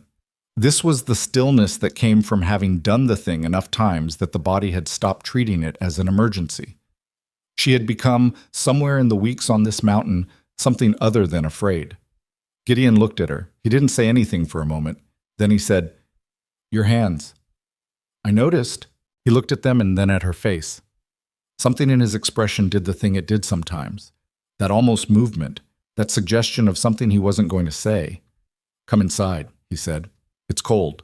They went inside. The homestead was unchanged. Everything as they'd left it. The fire banked low, the lamp cold, the map still on the work table. Tessa sat in the chair by the stove while Gideon built the fire back up, and she sat with her still hands in her lap and listened to the mountain and thought about Crow walking down the east trail and what came next. What came next was Blackridge Hollow. What came next was Grady and Purser and the years of accumulated wrongdoing that Gideon had named in the clearing, the contracts, and the coercion, and the people who'd been closed out and run off. What came next was the reckoning that Crow's failure on this mountain had made possible, because Crow's failure changed the arithmetic in ways that went beyond one night's siege. The fire caught, and the warmth began to build, and Gideon sat across from her at the table, and they did not talk about any of that yet. There would be time. There were things that needed doing before daylight, and there was a mountain that needed checking, and the man she'd hit with the rifle stock was going to need some accounting for. All of that was coming. But for right now, in this immediate moment, the fire was warm, and they were alive, and the mountain outside was quiet again. And that was enough to sit with for a while. Hobart came back up the mountain 2 days after Crow's men walked down it. Tessa saw him from the water channel. The same mule, the same unhurried pace, but something different in the way the man sat. A forward lean that wasn't his usual traveling posture. She went to meet him on the trail rather than waiting for him to reach the homestead. "He's talking," Hobart said before she'd fully reached him. "Crow, he's in Blackridge Hollow, and he's talking." She walked him up to the homestead, and Gideon came out of the smokehouse, and they stood in the yard while Hobart told them what he'd heard. Crow had come back to town the morning after the siege with 2 men on improvised litters and the rest of his group in the loose, demoralized formation of people who had departed with a plan and returned without one. He'd gone to Grady's store, and the conversation inside had apparently been conducted at a volume that allowed Hobart, waiting at the adjacent hitching post with a degree of strategic patience, to catch the shape of it. Crow had told Grady it was finished. Grady had told Crow he'd been paid for a result. Crow had told Grady that the result wasn't available at any price he was willing to pay, and that furthermore, if Grady pursued this further through any channel, Crow would have something to say to a circuit court about the nature of the enforcement work he'd done for Grady over the past 4 years. There had been a silence after that, Hobart said, the kind of silence that has a shape to it. He turned on Grady, Tessa said. Sounds like it. Or turned enough that Grady understood the arrangement was changed. Hobart looked at Gideon. There's something else. The young deputy, Fett, he's been talking to people. Quietly. Since you sent him back down the mountain the first time, apparently he's been thinking about things. Gideon was very still. What kind of talking? And the kind where he tells people that he was sent up there to scout, and you sent him back down with a warning and a word about the ice on the switchback. Hobart almost smiled. I think the warning about the ice bothered him. Hard to think of a man as a criminal when he tells you to watch your footing on the way down. Tessa looked at Gideon. He was looking at the mountain, at nothing in particular. People in town are... Hobart searched for the word. Unsettled. Crow coming back like that, with men on litters. People saw that. People talked about it. And Fett talking. And now some of Crow's men are talking too. The ones who didn't know the warrant wasn't real. What are they saying? Tessa asked. They're saying they were told one thing and the situation was another thing. Some of them are angry about it. He paused. There's a woman. Runs the seamstress shop on the east side of Maine. Name of Clara Marsh. She's been to see Fett twice that I know of. I don't know what they're saying, but she came out the second time with a different look on her face than she went in with. Clara Marsh. Tessa knew the name. She'd tried to get work at that shop in her first weeks in Blackridge Hollow, and the woman had turned her away politely but firmly in the way that meant Grady had already been through and made his position clear. She remembered thinking Clara Marsh had looked uncomfortable rather than unkind. There was a difference, and at the time it hadn't mattered, and now perhaps it did. We need to go to town, Tessa said. Both men looked at her. Not to fight, she said. To talk. To be there when the talking is happening, instead of being the subject of the talking while we're up here on the mountain where nobody can see us. She looked at Gideon. Crow turning on Grady is a crack. Fett talking is a crack. But a crack doesn't do anything unless someone pushes on it. Gideon was quiet for a moment. Purser still has a deputy's authority. Purser's authority rests on Grady's support. If Grady's support is changing, it's not changed yet. A conversation through a wall isn't a changed situation. No, she agreed, but it's the beginning of one. And if we wait until it's fully changed on its own, without us, then we've let other people determine what the story is. The story needs us in it. Gideon looked at her with that steady, assessing expression. She held it. You've thought about this, he said. All night. He turned to Hobart. Is Crow still in town? Was this morning when I left? I don't know how long he stays. Gideon looked at the homestead, at the mountain, at the trail down. She could see him working through it. The risk of leaving the homestead, the risk of being in Blackridge Hollow with a warrant still nominally existing, the risk of a public situation with Purser and Grady that could go wrong in ways that the mountain siege couldn't, because down there the terrain was theirs, and up here it was not. We go tomorrow, he said, early, before Crow decides to leave or Grady decides to act. Yet, they went at dawn. The trail down felt different than the trail up had felt. The night Gideon had walked her out of the town square 3 months ago.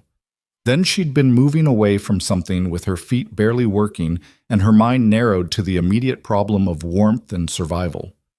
Now she was moving toward something, in boots that fit and a coat that was adequate to the cold, with a rifle on her back and a sense of the ground under her feet that she hadn't had before. Gideon walked in front and set a pace that was fast without being rushed. He hadn't said much since the decision the night before.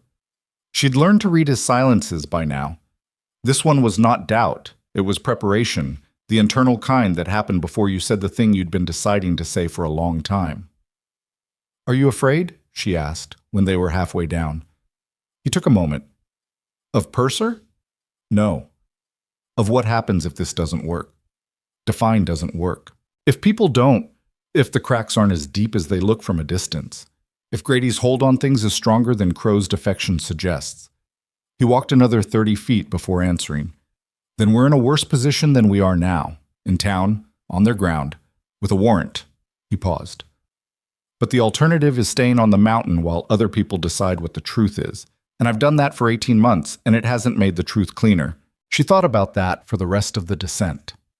Blackridge Hollow in morning was familiar and not. She'd spent 4 months in this town before the post in the square and the rope and all that followed, 4 months learning its geography and its rhythms and the ways it closed itself against people it had decided not to include. She knew which boards on which boardwalks were loose. She knew the smell of the baker's chimney and the particular pitch of the sound from Grady's provisions when the front door opened against its unoiled hinge. Walking into it now was like reading a letter you'd written a long time ago. Recognizable, but not quite current. The person who'd written it not entirely the same as the person reading it. People saw them.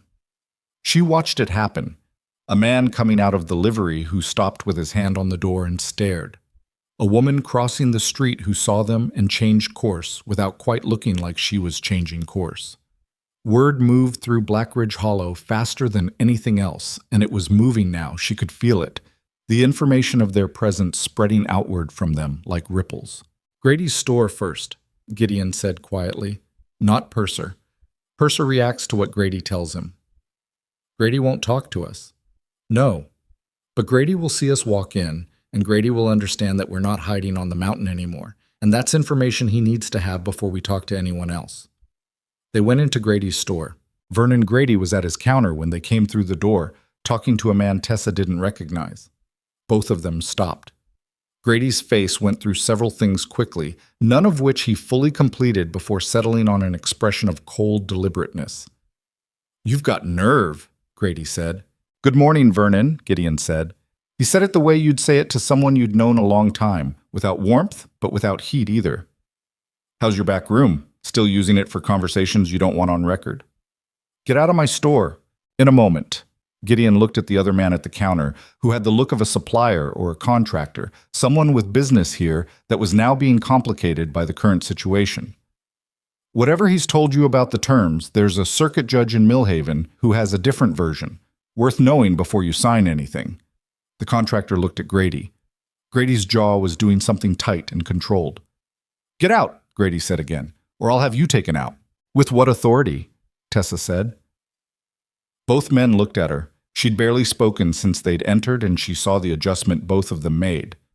She was not the woman who had been tied to a post, and the adjustment was involuntary, and she saw it and did not look away from it. Crow's gone. Or going. And Purser's authority comes from a warrant that would not survive 5 minutes in front of a real court. She looked at Grady steadily. I'm the woman you had tied in your town square for eating food from your discard barrel. I'd like you to say again, out loud, that what was done to me was justice. Grady said nothing. The contractor looked at the floor. We're going to go talk to some people, Gideon said. We'll be in town today.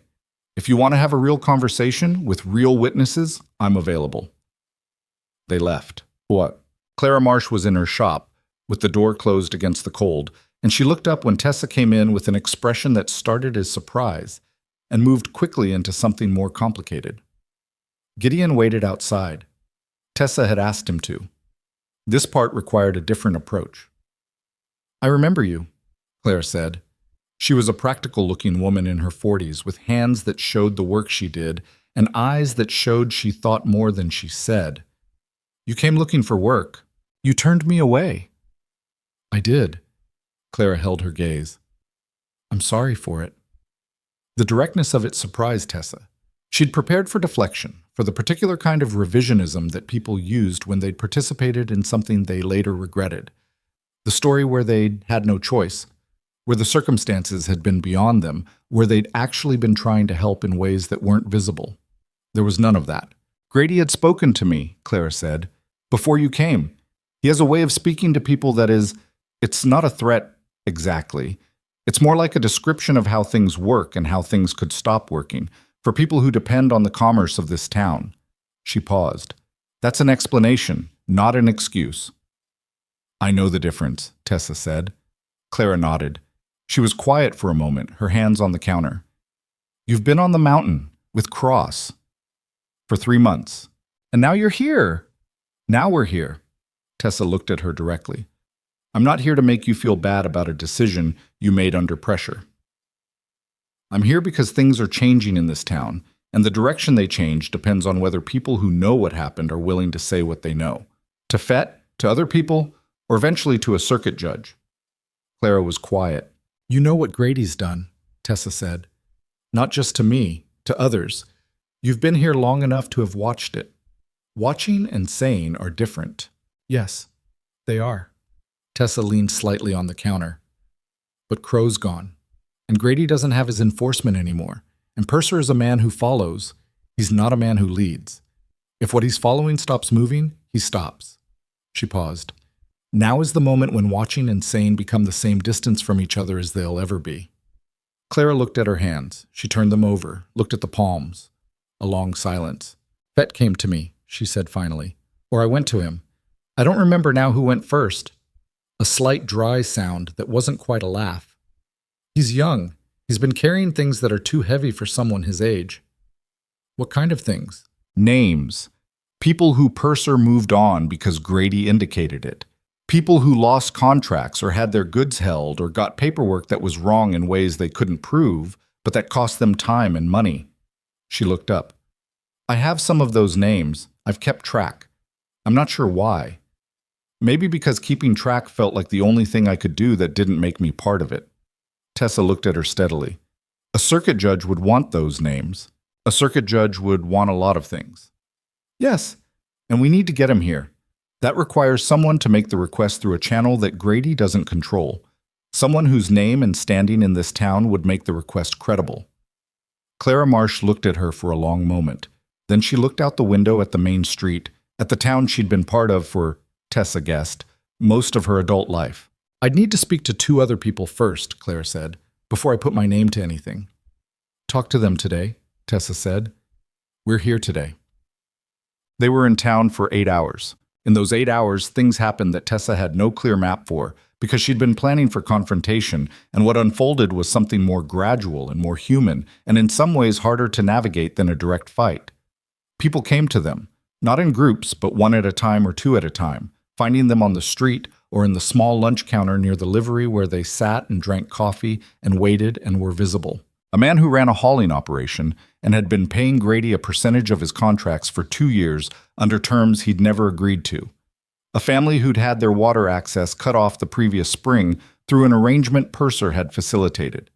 A woman whose husband had been run off from a claim 3 years ago and who had stayed in town because she had nowhere else to go, and who looked at Tessa across the table with an expression that Tessa recognized as a person seeing something they'd stopped believing in. Not all of them would act. Tessa understood this without needing to be told. Some of them came because they needed to say the thing to someone, not because they intended to say it publicly. That was fine. That was human and fine. But enough of them would. Fett found them in the afternoon. He came to the lunch counter and sat down with the expression of a young man who had thought something through to the end and was now on the other side of the thinking. He was still a deputy. He was still wearing Purser's badge. He put both hands on the table and looked at Gideon and then at Tessa. I want to tell you something, he said. Tell us, Gideon said. The warrant. The one Purser wrote for both of you. He paused.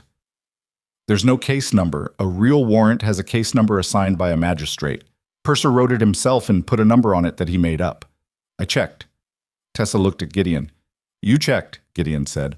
After the first time I came up the mountain. After you sent me back. Fett's jaw moved.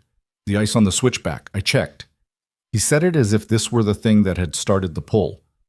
The specific practical detail of a man who was supposed to be a threat warning him about ice. So I checked the warrant. And you found what you found, Gideon said. Yes. A pause. I've been a deputy for 2 years. I didn't sign on to write fake warrants and send men up mountains in the dark. I know you didn't, Gideon said. He said it without condescension, just directly, the way he said most things. Fett looked at the table. What happens now? What do you want to happen? The young man was quiet for a long moment. I want a real judge to look at what Purser's been doing, what Grady's been directing. I want it on record. He looked up. I have records. Not all of them, but some. Things I was told to file that I kept copies of because something felt wrong. Tessa thought of Clara Marsh and her list of names and the two people she needed to speak to before she put her name to anything. "There's a woman named Clara Marsh," Tessa said. "Go see her before the end of today. Tell her what you told us." Fett looked at her. "The seamstress." "Yes. She's been—" He stopped. "She came to see me. Twice." "I know. Go see her again. Tonight." He went. Purser found them as the light was going. He came down the street with his coat and his forward lean and the expression of a man who had been watching the day unfold from a distance and had decided that continuing to watch was no longer sustainable. He stopped in front of them on the boardwalk. Tessa was aware of people on the street who had stopped moving, who were watching, and she was aware that this was important, that this was happening in public, in the last light of day, where the watching could be remembered and described. "You're in my town," Purser said. "I'm on a public boardwalk," Gideon said. "In a town. There's a warrant. Show me the case number." Purser's eyes shifted. It was small, the shift, but Tessa caught it and understood from it that Fett had not been the only person to look at the warrant with careful eyes. "You've had a busy day," Purser said. He was looking at the people on the street now, calculating something, stirring people up, putting ideas in their heads. Nobody needed ideas put in their heads, Tessa said. The ideas were already there. People just needed to know that saying them out loud had become less dangerous than it was before.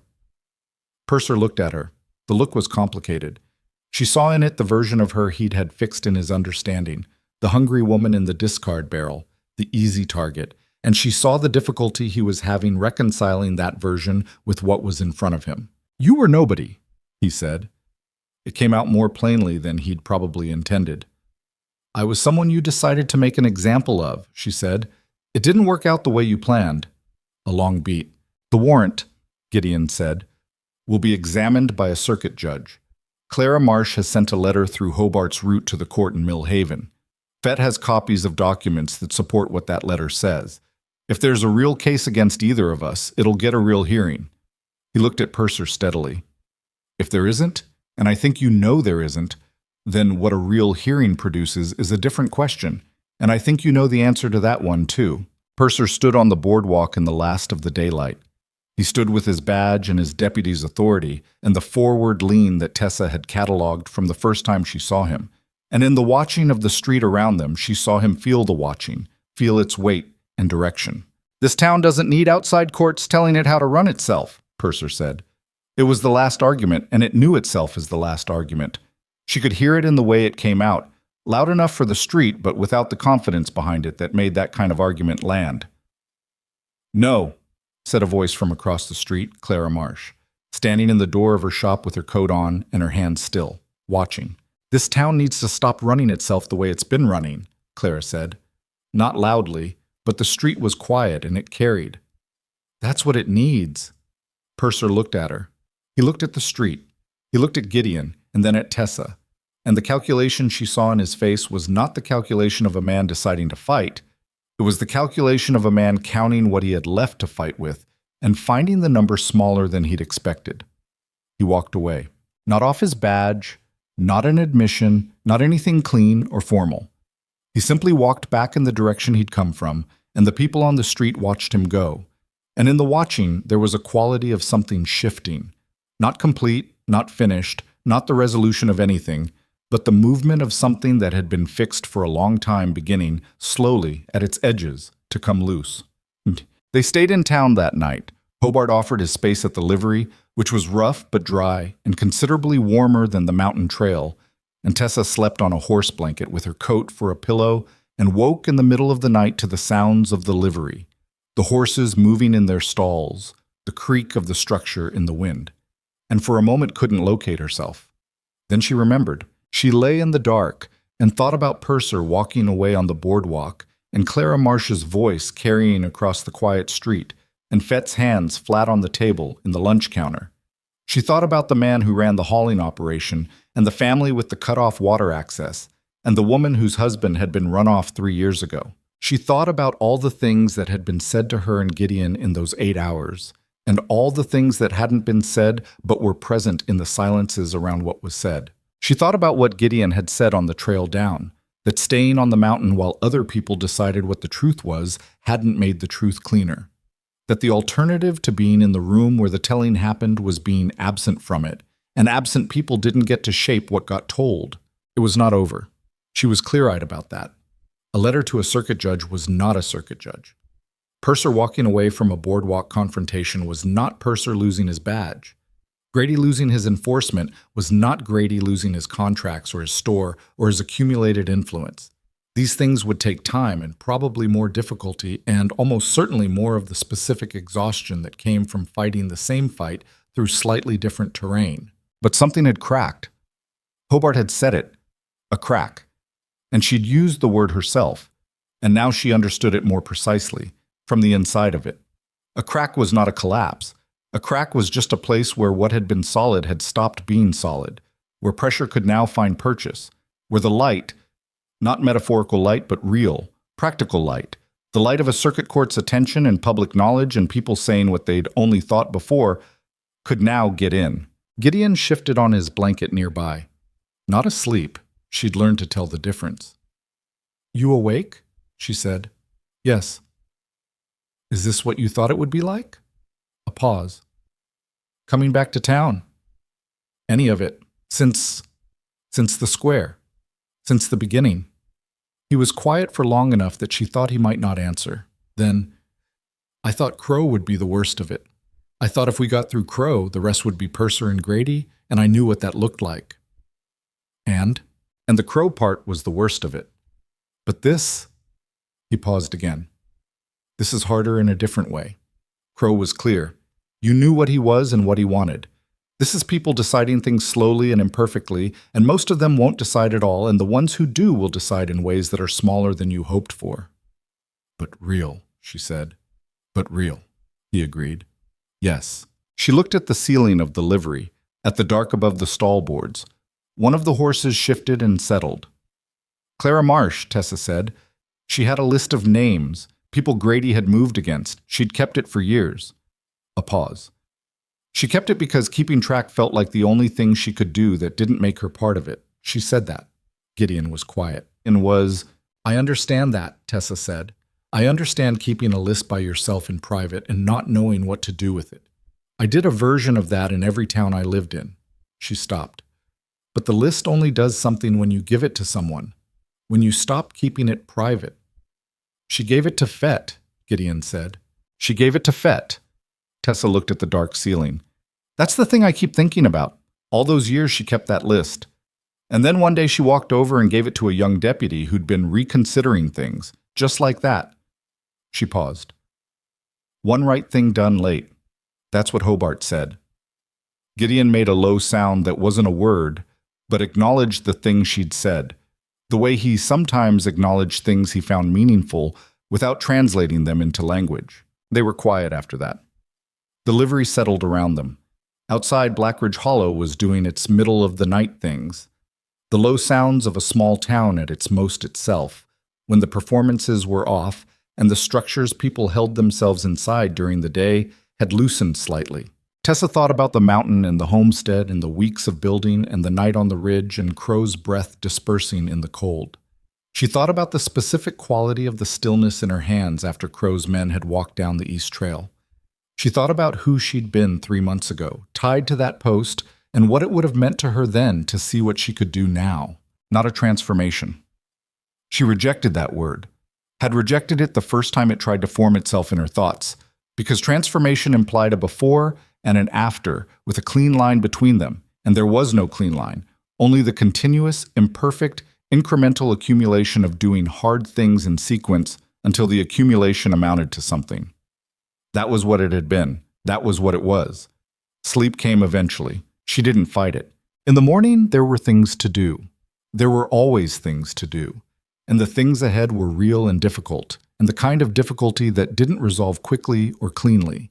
And she knew this, and she went to sleep knowing it, and the knowing did not prevent the sleep.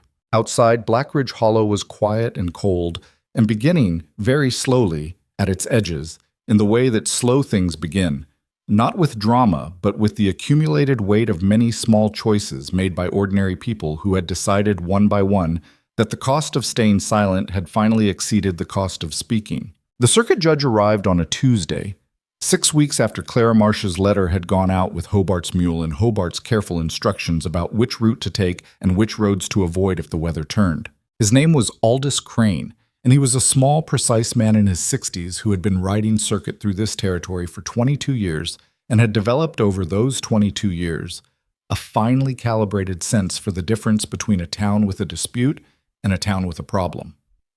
He arrived in Blackridge Hollow with a clerk, a deputy of his own from the county seat, and the particular expression of a man who had read Clara Marsh's letter twice on the road and arrived with questions already formed. Tessa and Gideon came down from the mountain for the hearings.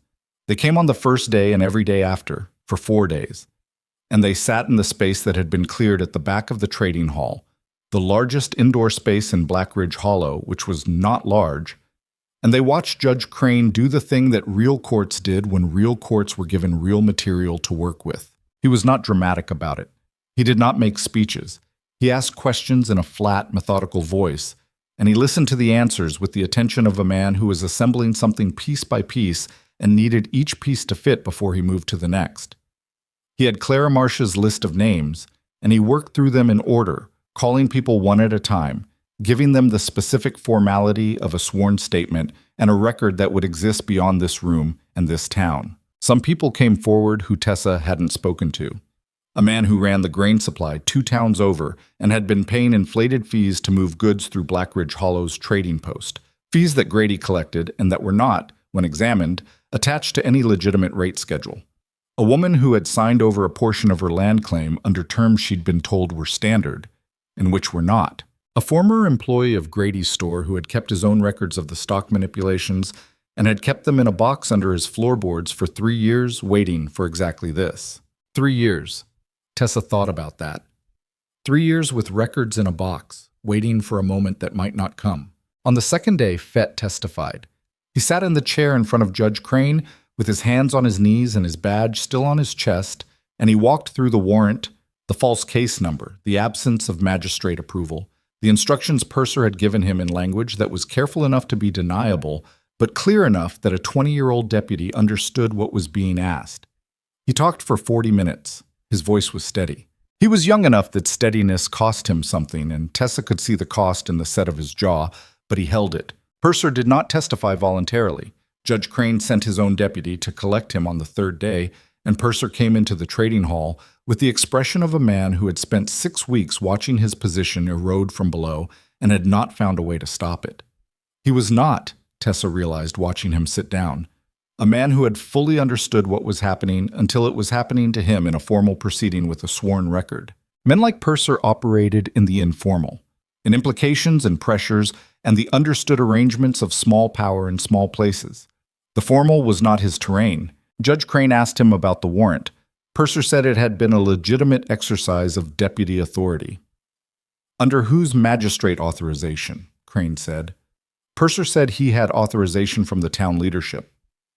Town leadership is not a magistrate, Crane said. I'll ask again. It went like that. Not dramatically, not with the kind of collapse that stories sometimes manufactured, the sudden confession or the broken man weeping in a chair. Purser was evasive, and then cornered, and then reduced, question by careful question, to the position of a man who had run out of alternate explanations and was left with what was actually true, which was not, as it turned out, a comfortable place to stand. Grady was the 4th day. Tessa had expected him to fight it harder. He had money, and he had long-standing relationships in this territory, and he had the kind of confidence that comes from years of being the largest presence in a small place. She expected him to arrive with a lawyer, or with arguments, or with the specific contempt of a man who believed that the structures he'd built were sufficient to absorb this. He arrived looking diminished, not broken. Vernon Grady was not the type for broken, but reduced, as if something that had been propping him to his full height had been quietly removed. He sat across from Judge Crane and he answered questions in a voice that was careful and precise and utterly stripped of the authority she'd heard in it the day she'd been dragged from her room to the square. The contracts were the center of it. Crane had them. Fett had provided what he could, and Claire's contacts had filled in others, and the former employee's 3 years of careful record-keeping under the floorboards had done the rest. Crane went through them one by one, asking Grady to explain the terms, and Grady explained them. And the explaining was the undoing, because the terms explained themselves when said aloud in a formal proceeding, the coercion visible in the language once the language was examined rather than accepted. Near the end of the fourth day, Crane asked for Tessa. She sat in the chair and answered questions about the discard barrel and the boarding house and the 4 months of systematic exclusion that had preceded the post in the square. She answered them factually, without emphasis, in the flat recounting voice she'd learned from watching Crane conduct the hearings, the voice that trusted the facts to do the work without decoration. Crane listened. He wrote something in his notes. "The warrant issued by Deputy Purser," he said, "you understand it was not valid." "I understand it now. I didn't know it at the time." "What would you like the court's record to reflect about what happened to you in this town square?" She looked at him. She thought about what she wanted the record to reflect. Not what she wanted to say, not what would feel satisfying to put into language, but what she actually wanted the record to reflect in a way that meant something beyond this room. "That I was hungry," she said. "That I took food that had been thrown away because I was hungry and had been systematically prevented from earning money to buy it. That the response to that was public humiliation and the threat of physical violence. And that no one in a position of authority in this town intervened, except a private citizen who had no official standing and did it anyway because he thought it was wrong." She paused. "I want that in the record because the record is what outlasts all of us, and I'd like the truth to outlast this." Crane wrote for a moment, then he looked up. "Thank you, Miss Hale." She stood and walked back to where Gideon was sitting and sat beside him, and he didn't say anything, and she didn't need him to. Crane's findings came a week later, delivered in writing to the trading hall, where they were read aloud by his clerk to whatever portion of Blackridge Hollow had chosen to attend, which was most of it. The warrant against Tessa and Gideon was declared invalid and expunged. The trading fees Grady had collected above legitimate rates were ordered repaid, with an accounting to be submitted to the county court. 3 of Grady's land contracts were voided on the grounds of coercion. Purser was removed from his deputy position pending a full review by the county sheriff's office. A formal complaint regarding Elias Crow's activities was forwarded to the territorial marshal. It was not everything. Tessa had understood it would not be everything. Law moved in what it could prove, not in what everyone knew, and what could be proved was significant but not total. Grady kept his store. He kept some of his contracts. He kept his house and most of his money. He was diminished and exposed, and the town knew what he'd done in a way that it could no longer unknow, but he was not destroyed. She had made her peace with this before the findings were read. Not easily, and not completely. There was a part of her that had wanted something cleaner, something that matched the severity of what had been done to her and to others. But clean resolution was what stories offered, and this was not a story, it was a life.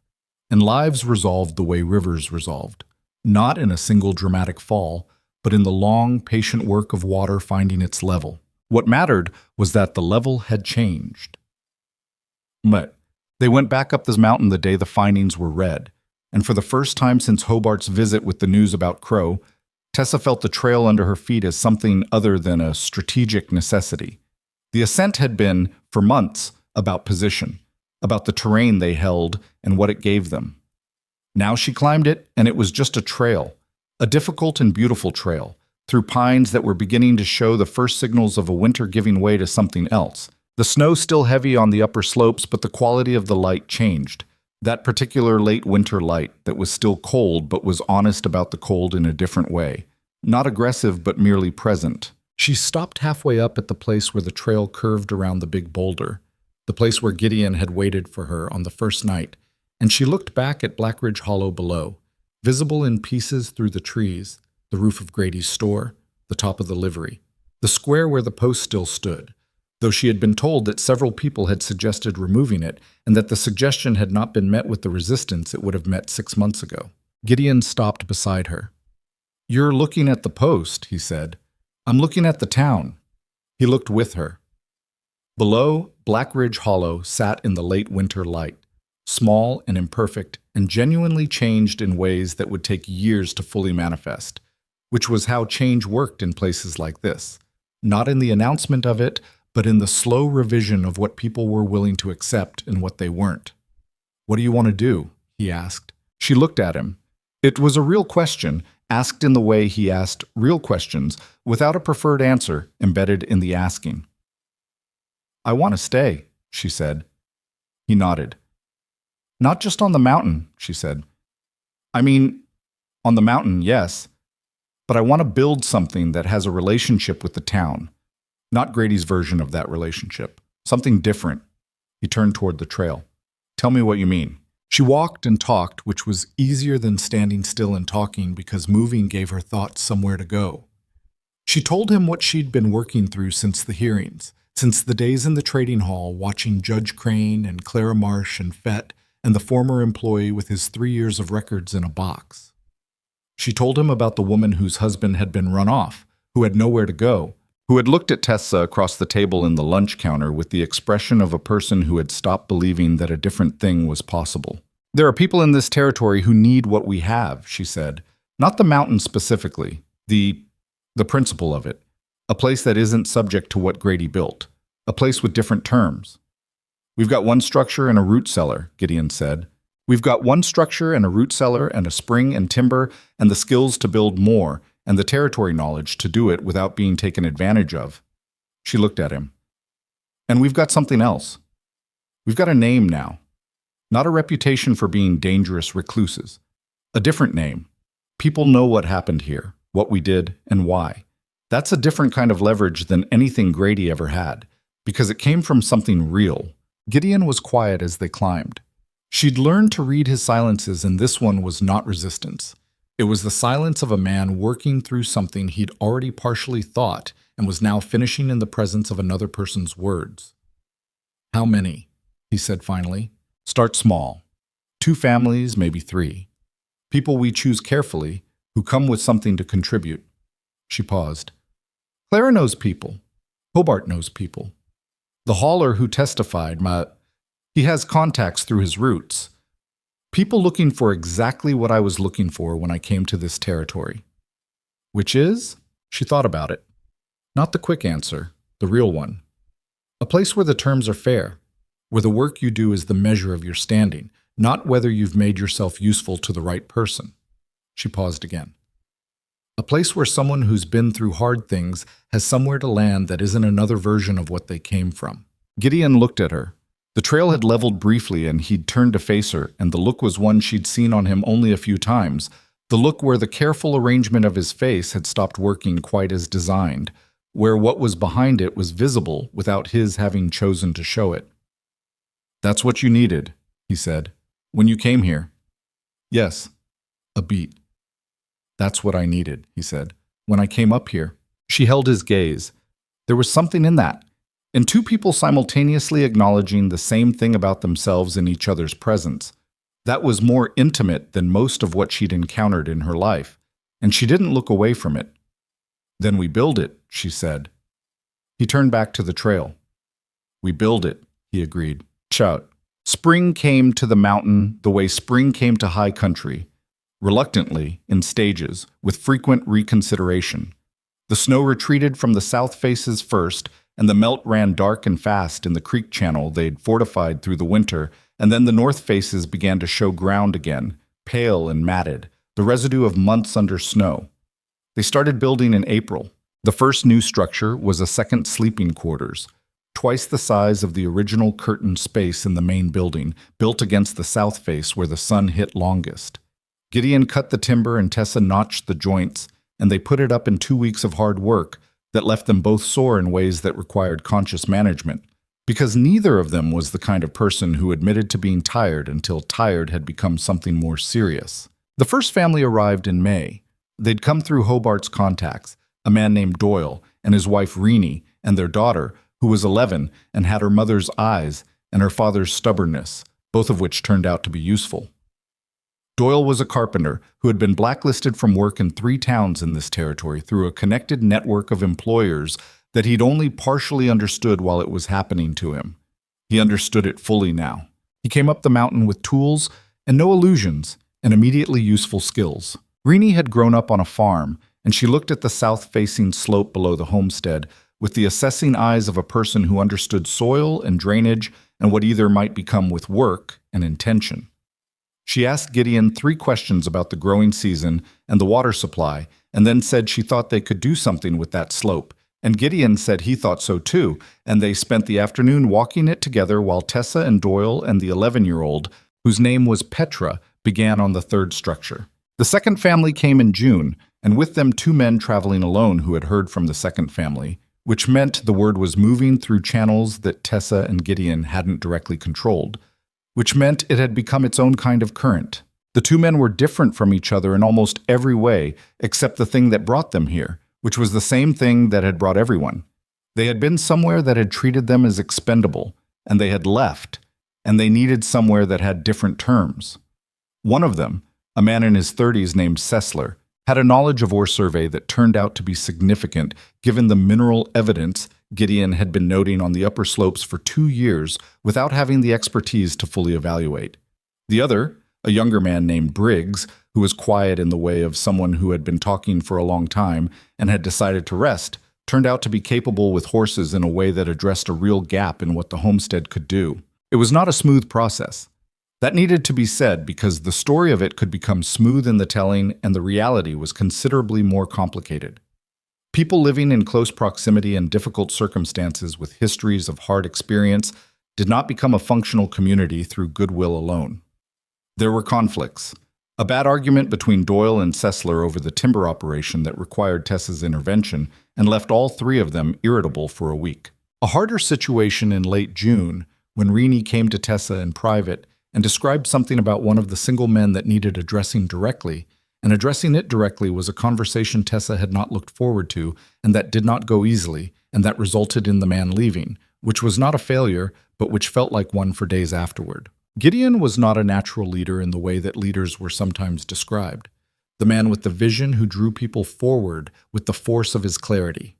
He was something more practical than that, a man who was exceptionally competent at the specific things that needed doing, who was honest in his assessments, who said what he meant and meant what he said, and who had a quality of being the same person in difficult moments that he was in easy ones. People trusted that, not universally, and not without friction, but genuinely, in the way you trusted a tool that had proven itself over time. Tessa, for her part, discovered things about herself through those months that she wouldn't have predicted. She had expected to be useful with accounts and figures and the organizational work of building something from multiple moving parts. She was. What she hadn't expected was that she would become the person people came to with the things they didn't know how to say. The way Renee had come to her. The way Petra, the 11-year-old, sometimes appeared at the edge of what she was doing and waited with the patience of a child who needed something she hadn't quite named. The way even Sessler, after the difficult week with Doyle, had come to her rather than to Gideon and sat down and said he wasn't sure he was made for this, and she'd said she hadn't been sure she was made for any of the things she'd turned out to be capable of, and they'd talked until he'd decided to stay. She thought sometimes about the woman she'd been in the discard barrel behind Grady's store. Not with shame. She'd moved past shame for that, had set it down somewhere on the East Ridge in the dark and left it there, but with a kind of honest acknowledgement of the distance. That woman had been starving and resourceful and stubborn, and those were the things that had kept her alive and that had eventually become something larger, but they had not felt large at the time. They had felt like barely enough, which was all they needed to be. Fett came up the mountain in July. He was no longer a deputy. The county review had cleared him of wrongdoing, but the position itself had been restructured, absorbed into a county authority rather than a town one, which was a structural change that mattered more than any individual decision. He came up without his badge and without the forward lean that had characterized Purser, and that Fett had, she realized now, been unconsciously imitating as a model of what a deputy looked like. He stood in the yard of the homestead and looked at what had been built and said simply, "There's more of it." "There is," Tessa said. "I heard." He turned to face her. "People in town are talking about it. Hobart talks about it when he comes through. Clara talks about it." "What do they say?" He thought about it with the genuineness of a young man who was still in the process of learning that honesty required more precision than he'd previously thought. "Some people say you've started something up here that doesn't need Blackridge Hollow, and that's a problem. Some people say you've started something up here that Blackridge Hollow should pay attention to. And some people—" He paused. Some people just want to know if there's room. Tessa looked at him. What kind of people? Working people. People who've been in Blackridge Hollow for years waiting for it to be different, and are starting to think it won't be different on its own. She looked across the yard to where Gideon was talking with Doyle about the upper slope, both of them standing with the slightly argumentative posture of two people who respected each other and disagreed about specifics, which was as functional as any working relationship she'd observed. "Tell them we're not ready for more yet," she said. "Tell them in the fall, if things hold, we'll talk about what's possible." Bet nodded.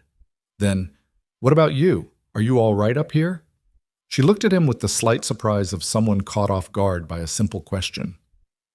"Yes," she said, and then, because it was true and deserved more than a single word, "better than I've been in a long time." He nodded again. He stayed for the midday meal, which was crowded and loud with too many people around a table that needed to be bigger. Doyle was already talking about building a proper eating structure before winter, and then he walked back down the mountain. Grady left Blackridge Hollow in August. Tessa heard it from Hobart, who brought the news along with his salt and his oil and his habit of telling them things they needed to know.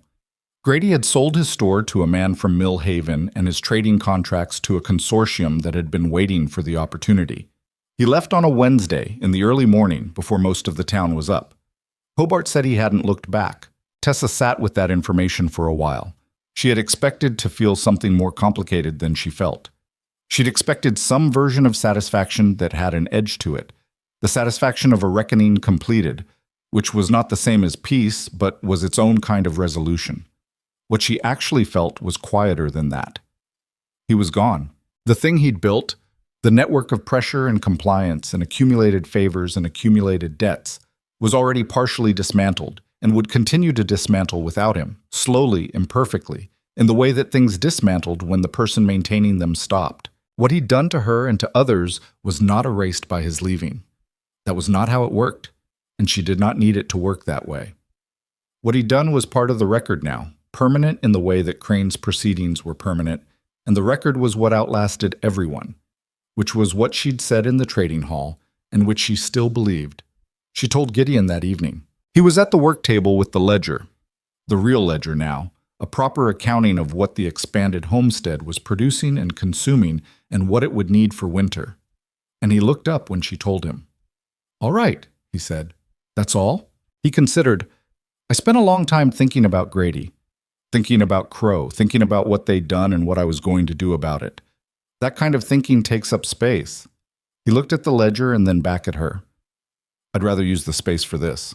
He meant the ledger, the winter planning, the structures going up on the south slope, Doyle's carpentry and Reenie's garden, and Petra's increasing habit of following Tessa around when she did perimeter checks, not quite asking to be taught, but making her interest clear in the way 11-year-olds made things clear when they didn't want to be obvious about wanting them. He meant the life. She sat down across from him and looked at the ledger, the columns of figures, the inventory of timber and food stores and tools, and the calculated requirements of the people who were here and the ones who might come. It was not a beautiful document. It was a practical one, covered in Gideon's handwriting and her own corrections and several places where the math had been done twice because the first time didn't look right. "We need another 8 cords of wood before October," she said. 9, he said. "The Doyle family burns more. They're not mountain acclimated yet." 9, then. She made a note. "The grain situation is manageable if Hobart's contact in the valley comes through with the second delivery." "He'll come through." "You're sure?" "He came through last time. People who come through once usually come through again. They've decided something about themselves." She looked at him across the table. He was looking at the ledger and his face was doing its usual thing, which was to be composed and direct and to show, in small ways that she had learned to read over months of close proximity, the things that the composure was not designed to hide but simply didn't know how to express. The quality of attention he gave to the work. The way his hands on the ledger were the same hands that had cut a rope in a town square in 20-degree cold without being asked, without having calculated whether it was wise, because the moment had arrived and he'd met it. "Gideon," she said. He looked up. She had things she could have said. Things that had been accumulating across months of shared cold and shared danger and shared work, and the specific intimacy of two people learning each other's silences. She was not a woman who struggled with words. She had words. She'd always had words. They were one of the things she relied on. But there were things for which words were not exactly the right tool. The way a rifle was sometimes not the right tool, and you used what you actually had in your hands. She reached across the ledger and put her hand over his. He looked at her hand. He looked at her face. Something in his expression did the thing it had been almost doing for months, all the almost movements finally completing themselves into the actual thing, quiet and unhurried and entirely real. He turned his hand over and held hers. They sat like that for a while, with the ledger between them and the sounds of the homestead around them, the Doyles in the new structure, someone's voice carrying across the yard, Petra probably, the way Petra's voice always carried. And outside, the mountain doing its late summer thing, which was the best thing it did. The warm smell of pine and sun, and the particular quality of high country light in August, clean and direct and without apology. In the years that followed, people would tell different versions of what Blackridge Hollow became and what the mountain homestead had to do with it. Some versions emphasized the legal proceedings and what the circuit court had exposed. Some versions emphasized Fett, who eventually became the county deputy and ran it with a scrupulousness that was itself a kind of statement about what being a deputy was supposed to mean. Some versions emphasized Clara Marsh, who had kept a list for years in private and had eventually given it to the right person at the right time, which turned out to be the action around which a great deal else pivoted. The version that Tessa thought was truest didn't have a single center. It was more like the water channel she and Gideon had built that first winter. Not one element, but a system, each part dependent on the others, functional because of how it was arranged, rather than because of any single component. What she had learned in all of it was something she had known pieces of before but had never held whole. That survival was not the same as living, and that the difference between them was not comfort or safety or any particular absence of difficulty. The difference was agency, the decision, made daily and imperfectly, and sometimes only barely, to be a participant in your own life, rather than a subject of other people's decisions about it. She had been a subject. She had been tied to a post in a town square and made into an example of what happened to people who couldn't make themselves useful enough to the right people. And she had refused, not in a single dramatic moment, but in 100 small consecutive moments, each one just slightly past what she'd thought she could manage, to let that be the end of the story. The post in Blackridge Hollow's main square came down in September. The town did it without making much of it. A morning's work, a crew of 4, the hole filled in with gravel, and then packed earth. By the afternoon, there was no visible sign it had been there except the slightly different quality of the ground in that spot, which most people stopped noticing within a week. Tessa heard about it from Hobart and didn't go down to watch. She had thought she might want to, and then when the morning came, she found she was doing something else. Checking the grain stores with Renee, actually, arguing pleasantly about whether they had enough root vegetables put up, which was the kind of argument that assumed a future worth provisioning for. That was the thing that had changed, not the absence of difficulty. The mountain in winter was not gentle, the work of building something real was not gentle, and the territory had a long memory for the people who tried to live in it without respecting what it required. None of that had changed, or would. But underneath all of it, in the place where she used to hold the specific weight of being someone who didn't know where she belonged or whether belonging was something she was entitled to, that place was different now. It held something else. Not certainty, because certainty was for people who hadn't learned to read terrain, and terrain changed. It held something more durable than certainty. It held the knowledge, built from evidence rather than hope, that she was capable of the things her life required of her. That she had found, or built, or grown, the verb didn't matter, something worth defending. That the people around her on this mountain were there because they had chosen to be, and because she and Gideon had chosen them back, which was a different kind of family than the kind you were assigned, and not lesser for being chosen. She thought sometimes about the woman in the seamstress shop with the list she'd kept for years, waiting. She thought about what it had cost Clara Marsh to keep that list, the daily decision to bear witness to something wrong without being able to stop it, and to keep the record anyway, and to trust that the record would eventually matter. There was something in that worth holding on to, that the keeping of a record was itself an act, that refusing to forget, even when forgetting would be easier, was a form of resistance that didn't require a siege on a mountain or a confrontation on a boardwalk. That sometimes the bravest thing a person did was simply to keep track of the truth in the dark, and to know when the moment had come to bring it into the light. Tessa believed that.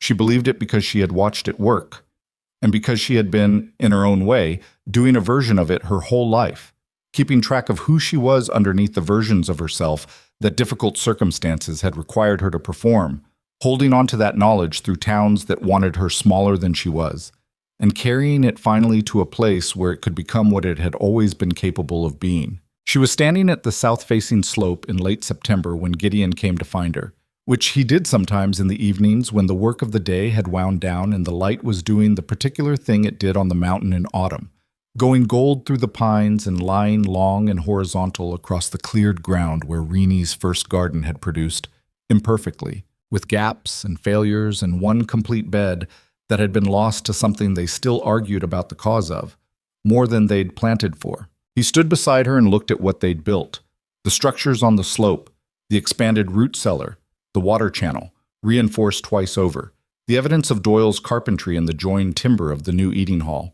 Petra's height marks on the post by the main door, added weakly with the seriousness of a child who understood that growth was worth recording. It was not a finished thing.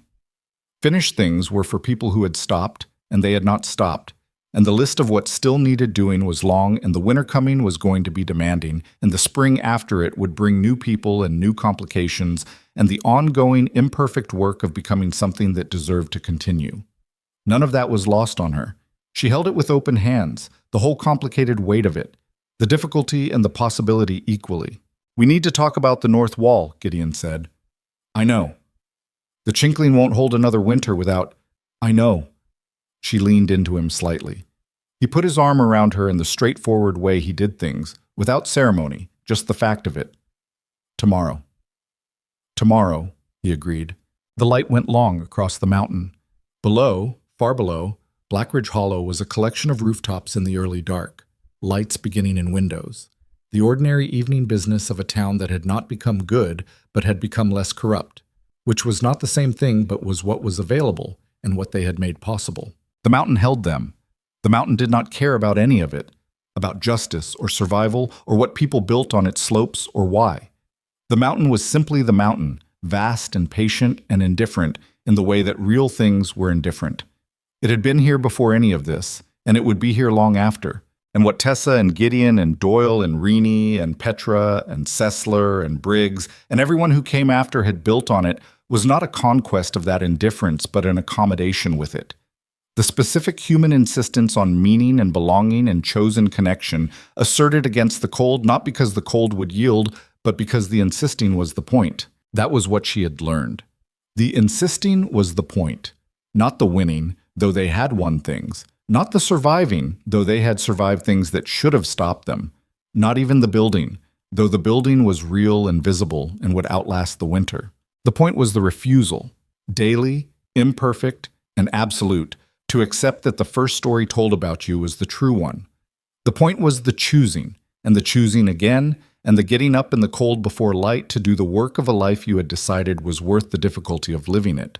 She stood on the mountain in the last of the autumn light, and she was not finished, and she was not safe, and she was not certain, and she was not, by any reasonable measure, the kind of person who ends up on top of things. She was exactly where she had chosen to be. That was enough. That was finally and completely enough.